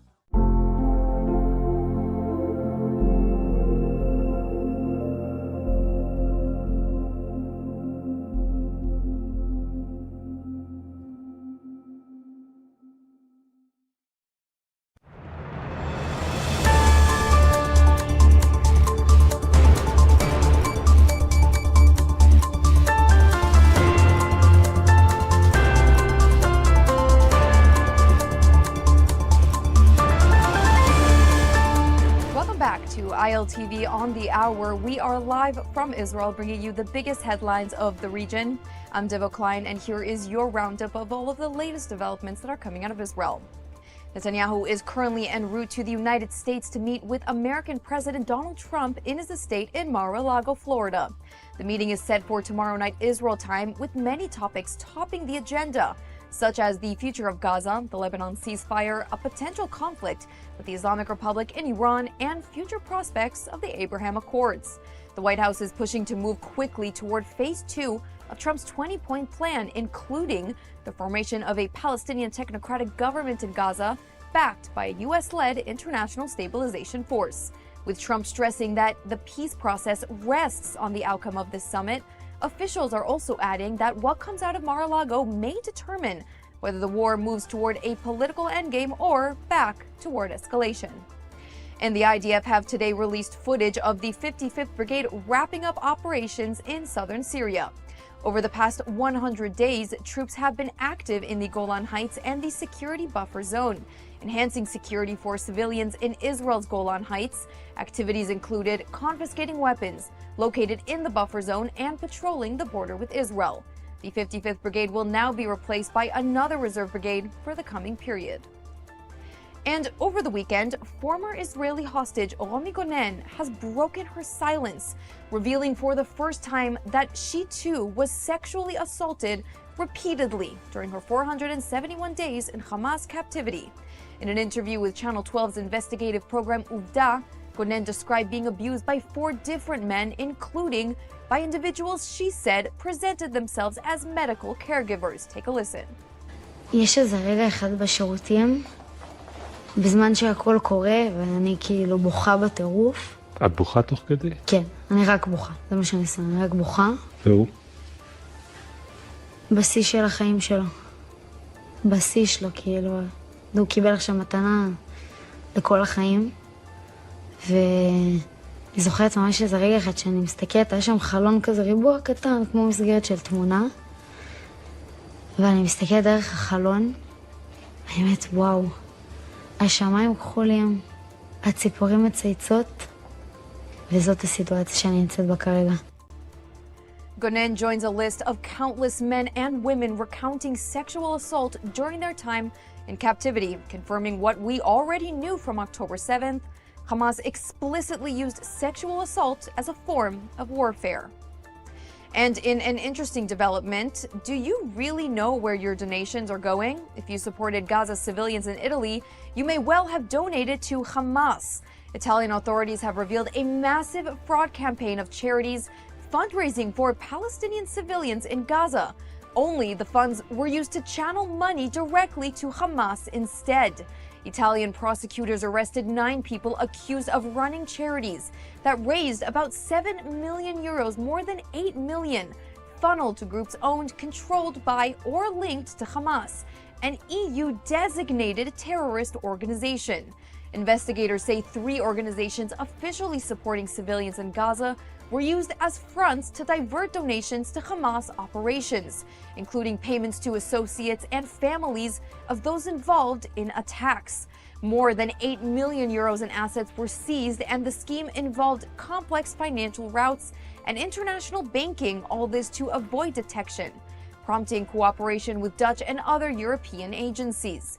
This case comes as European and North American law enforcement continue to uncover charities being used by extremist groups as a cover to raise funds, including previous investigations in the United States and Canada, where donations meant for humanitarian aid have faced scrutiny for possible ties to terror groups. Italian authorities say the operation underscores how the propaganda war and fundraising narratives can be exploited, blurring lines between real aid for civilians and support for terrorist goals. And that's a wrap for this edition of ILTV on the Hour. Scan the QR code on your screen to get all of the latest developments coming out of Israel. I'm Devo Klein, and thank you so much for watching.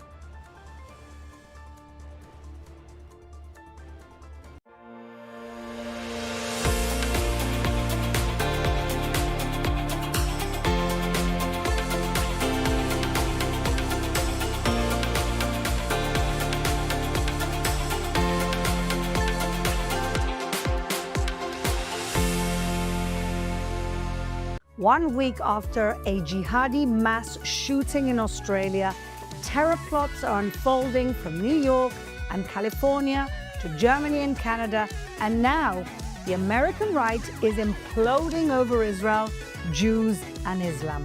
This isn't foreign anymore, it's here. We're unpacking it all on the Quad.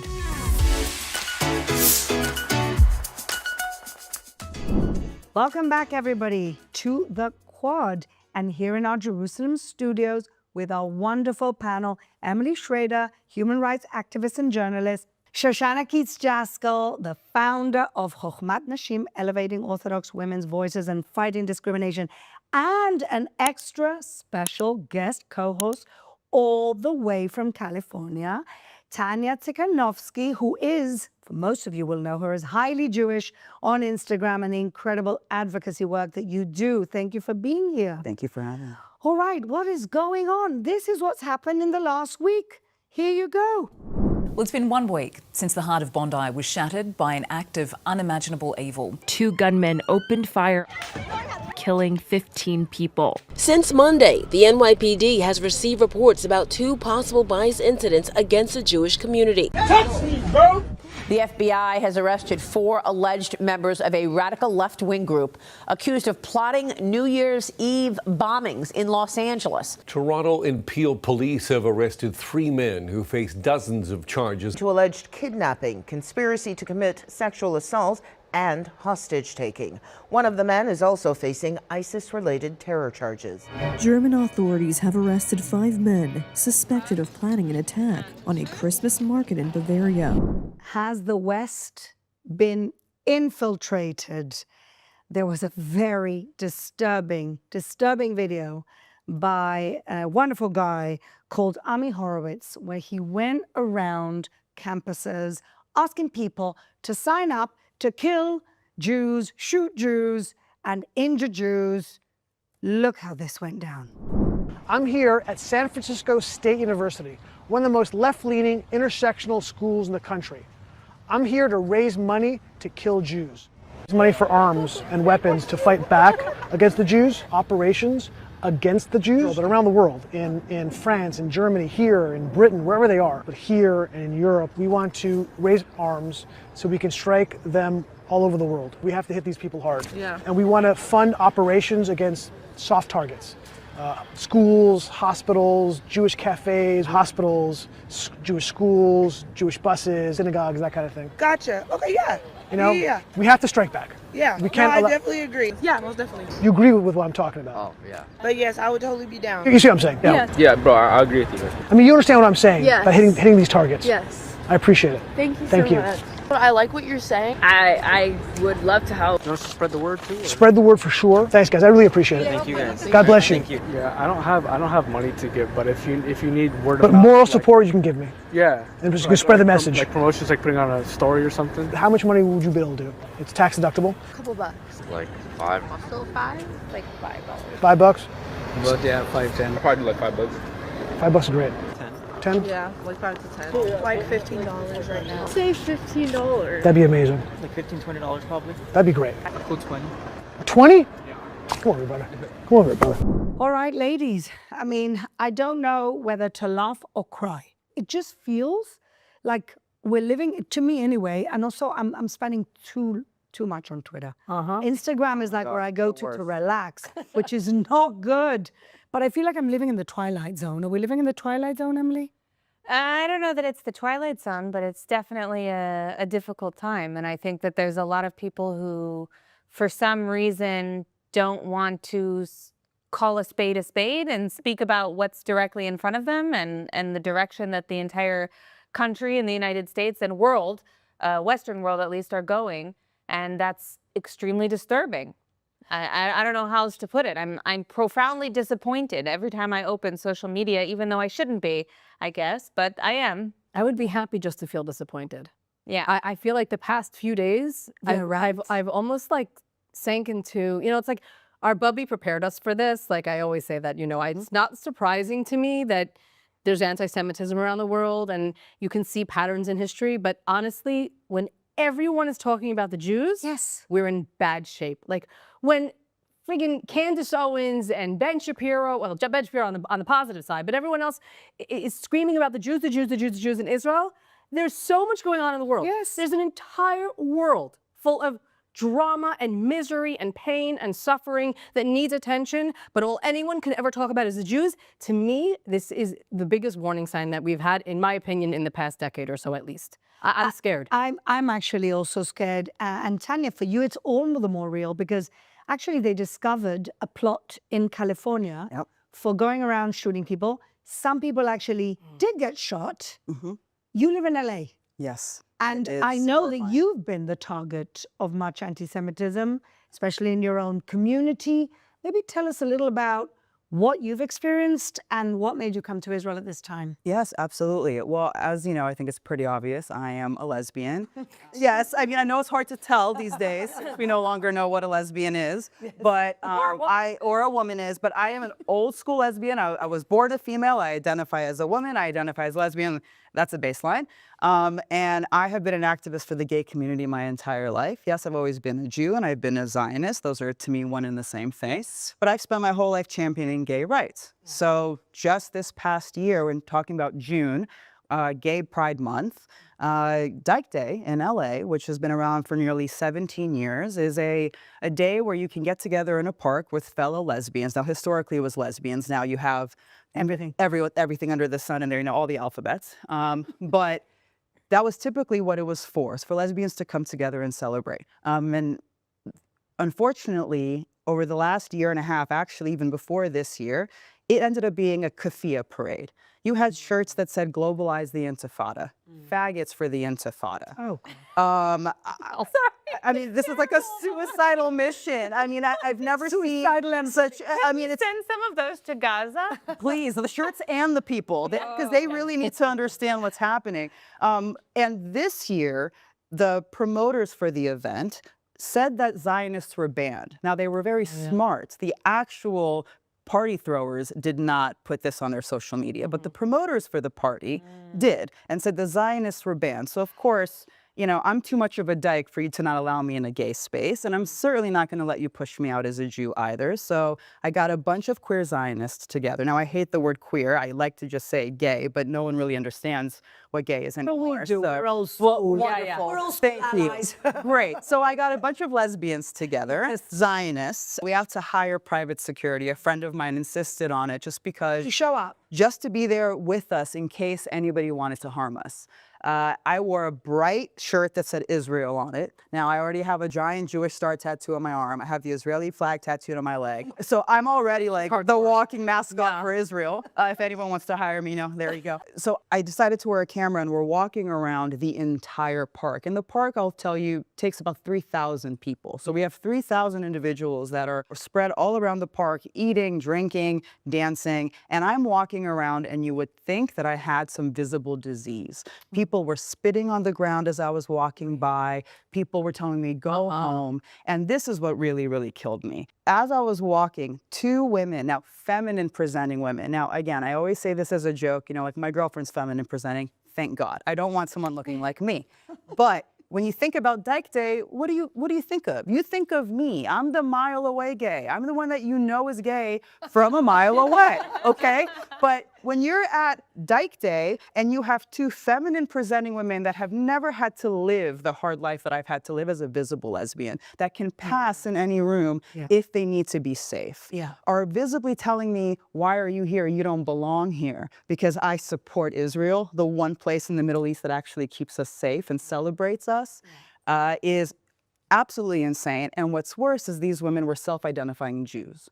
So I am sitting here and seeing anti-Semitism on the left. They've completely lost their minds. Yes. It's now on the right, which it's always been there, but now it's even become more emboldened. And then you have the people that are actually Jews, that are voting for Mamdani, that are just in every single way behaving like against their own self-interest. Yes. I mean, internalized internalized anti-Semitism. It's absolutely, I feel bad for our ancestors to have to see it. Truly. You know, there's always been Jews who take the side of the enemy. There's always been a small amount of Jews who think somehow if I they'll see be that free video of it. of Mamdani and Mandy Patinkin is one more time, everyone's sharing it all around the world. You know what I'm talking about, making latkes Yes. together. Oh my God. Oh my God, just kill me. And Bernie Sanders, he's always in the photo op with him. Again, it's absolutely insane. I kind of love when the anti-Semites and the self-hating Jews, or as you call them, the non-Jews. The non-Jewish Jews. Or the Palestinians, as Trump likes to say, since Chuck Schumer's more of a Palestinian than a Jew. That's what he says. Correct. But I love when they're celebrating Hanukkah because it's like literally the most Zionist holiday that exists. They don't know. And they're so clueless that they have no idea what Hanukkah actually stands for. And the fact that it is a nationalist, Zionist, pro-Israel holiday. Well, that just shows how ignorant they are and how detached from their own identity and from their own traditions and from everything. They see Hanukkah as just another version of Christmas for Jews instead of actually understanding that it's a story of Jewish rebels taking back the temple. Cynthia Nixon with resistance. Oh God, Cynthia Nixon. Oh my God. Yes. Well, can I just ask a question? Because we had Daniel Ryan here for a I number love of him. months. Good friend of mine. He's a great guy. I adore him and I miss him. Daniel, I miss you. He's in Argentina right now having a great time. He's such a sweetheart. But he thinks that the lesbian community has actually been worse than the gay male community. Oh, absolutely. Why? Absolutely. Well, look, I do have a little bit of a conspiracy theory, and I'm not a conspiracy theorist. I'll say this. However, you know that in Iran it's illegal to be gay. We do know this. Yes. But it's actually legal to be trans. It's even subsidized by the government, right? Humanity's government. Humanity's government in 1989. They would rather a man become a woman and lead a heterosexual. It's a corrective measure, right? So imagine now that we all know that they infiltrated our campuses prior to October 7th. They were all already prepared in their PR war against Jews. So it's not surprising to me that the gay community, in particular the trans community, is a community that hates Jews the most right now. So it's hard for me to not see that connection and to not see that there is an infiltration. It's been happening since 2008 when I was in London and they weren't teaching the Holocaust in public schools anymore because it was going to offend the Muslim students. I don't even understand how you make those those leaps in your brain, but at the end of the day, it's just justified anti-Semitism. And that has been sprinkled around throughout the world for years. Well, you know, the thing that's so irritating about this is how they're hijacking all of these causes is that it damages the people like you. It damages the people like Brianna Wu and other people who are activists that just want to live their lives, whether they're trans or lesbian or whatever. And they can't do that because they're being demonized by this subversive narrative that's been shoved down their throats into all of these social justice movements that the cause in and of itself is just. It's something worth fighting for. But it becomes something else entirely when all these like free Palestine death cult people get involved in it. But it's like a social justice soup. It doesn't make any sense anymore. Like, what are we actually fighting for? What are our principles? What's the actual problem? I mean, when I was growing up, we were fighting for marriage equality. It was illegal for me to be married, okay? So I was an activist. I was not protected under the law in terms of hate crimes. Now I am federally. So we won. Yay. Like, life is good now. What is there to still continue fighting? So I feel like now they find the vulnerable communities that feel like they don't have much to fight for anymore and give them some kind of a cause. And everyone likes to feel righteous. And we like to feel like we're doing something right, even as Jews and as gay people that have spent our whole lives fighting for equality. So if that's what we stand on and that's who we are, that's what the core of who we are, then it's not surprising that someone who is uneducated and doesn't have skin in the game, doesn't have family that are from the Holocaust, that doesn't have any concept of what Israel actually is, to then just join in with the crowd that is quote unquote being oppressed, even though we know they're not. So I mean, what's disturbing to me is that in the last few weeks, it's gone from narrative to reality. It's gone from, swastikas and harassment of Jews at a protest, which is bad enough, to killing. I mean, to attacking.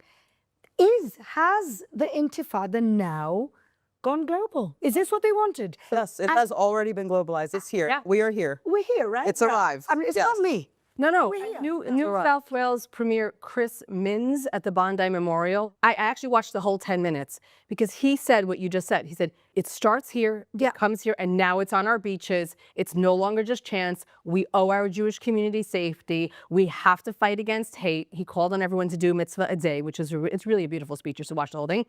And I said, this is the first time I felt hope because a politician is saying, we messed up. We didn't take care of it when we needed to. And it's becoming, like what you said, from words to on our streets, and we have to stop it now. That's what we need to hear from everybody. Yeah. That is what we need to hear from everybody. We need to see. No, of course, but first he has to say it and then put it into legislation, because honestly, the fact that look, I'll show you a screwed up thing. How can you put it into legislation when the Muslim Brotherhood has infiltrated all of these governments to the point that I don't mean infiltrated as in physically. I mean infiltrated as in anytime you take a stand against Islamist ideology, these politicians get smeared, get slandered, get sued, and accused of Islamophobia. And it's not Islamophobia. Standing against Islamist ideology that kills Muslims in the Middle East is not Islamophobia. Yet all of the Western governments have been taught this and are harassed this way and are lobbied on this narrative and this argument. And I don't have any faith, even if there are a few individuals, even if there are a few members of Congress, which there are in the UK, in Belgium, in the US, Canada, Australia, it's not enough. It's not enough, because you can take a stand against it and say, oh, this is wrong and we have to do something, we have to do something. They've been saying we have to do something for like 20 years.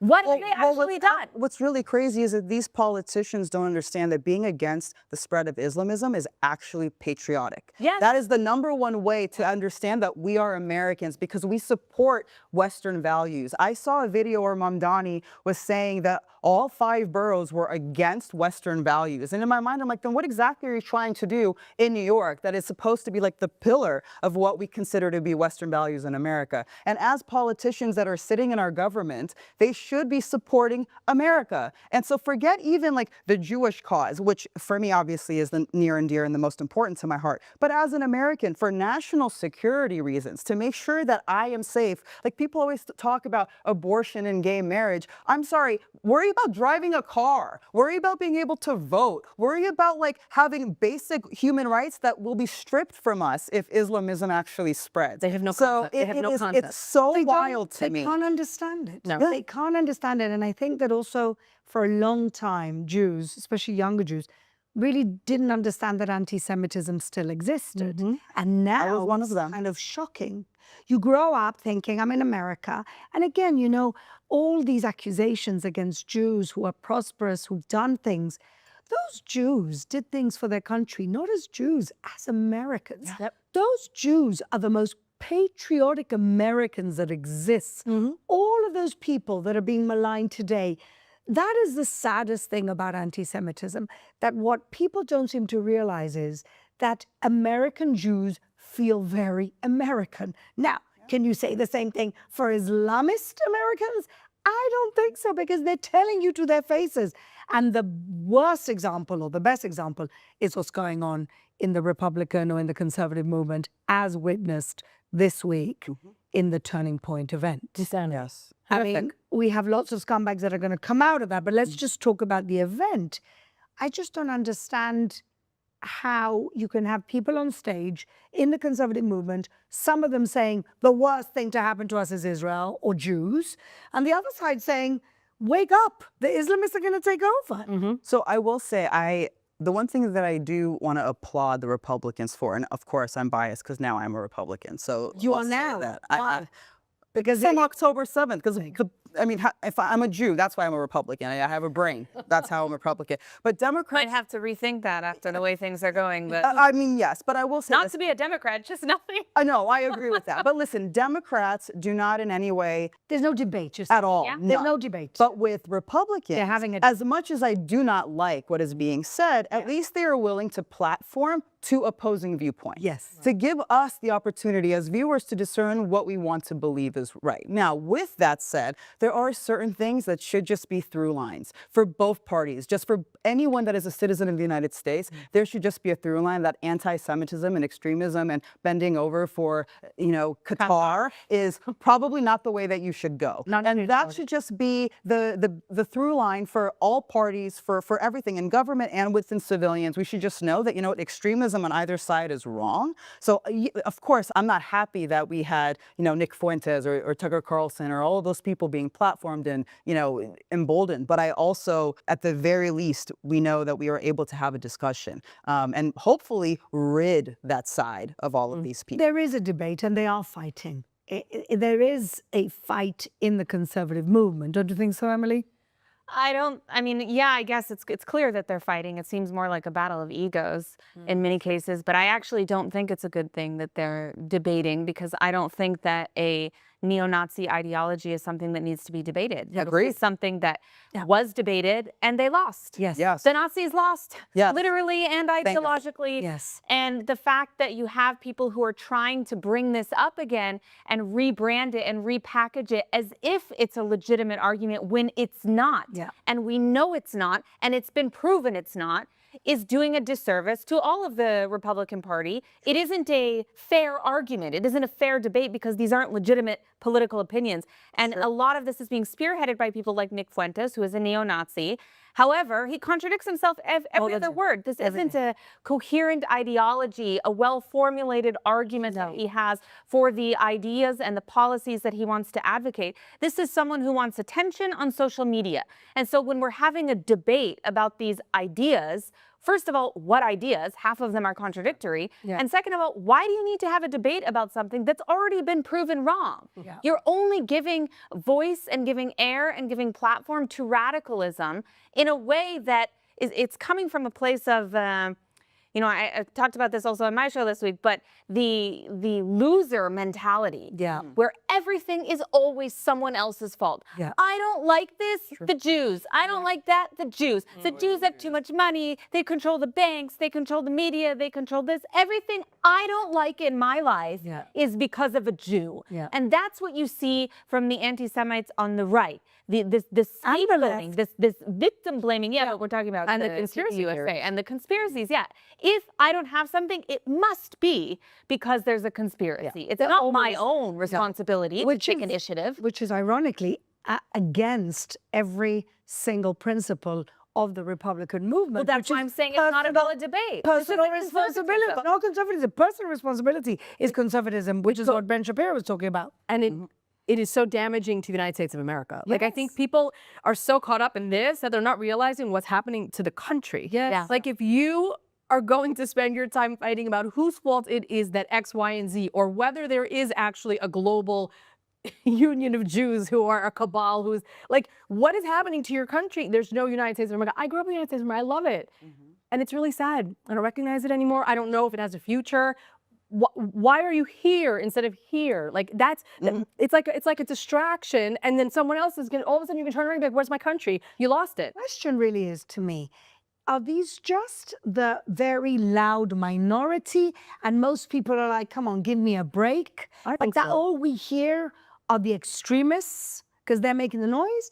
Or is it consensus? And I'm beginning to worry that a very effective Muslim Brotherhood campaign coming out of Qatar, the Islamic Republic, is actually becoming consensus. I had a bit of a shocking conversation with somebody recently, Christian, who said to me something like, but what about the discrimination of Christians in the West Bank?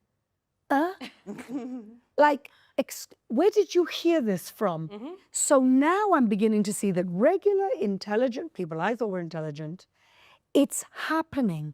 It really is getting through. And that conversation really scared me.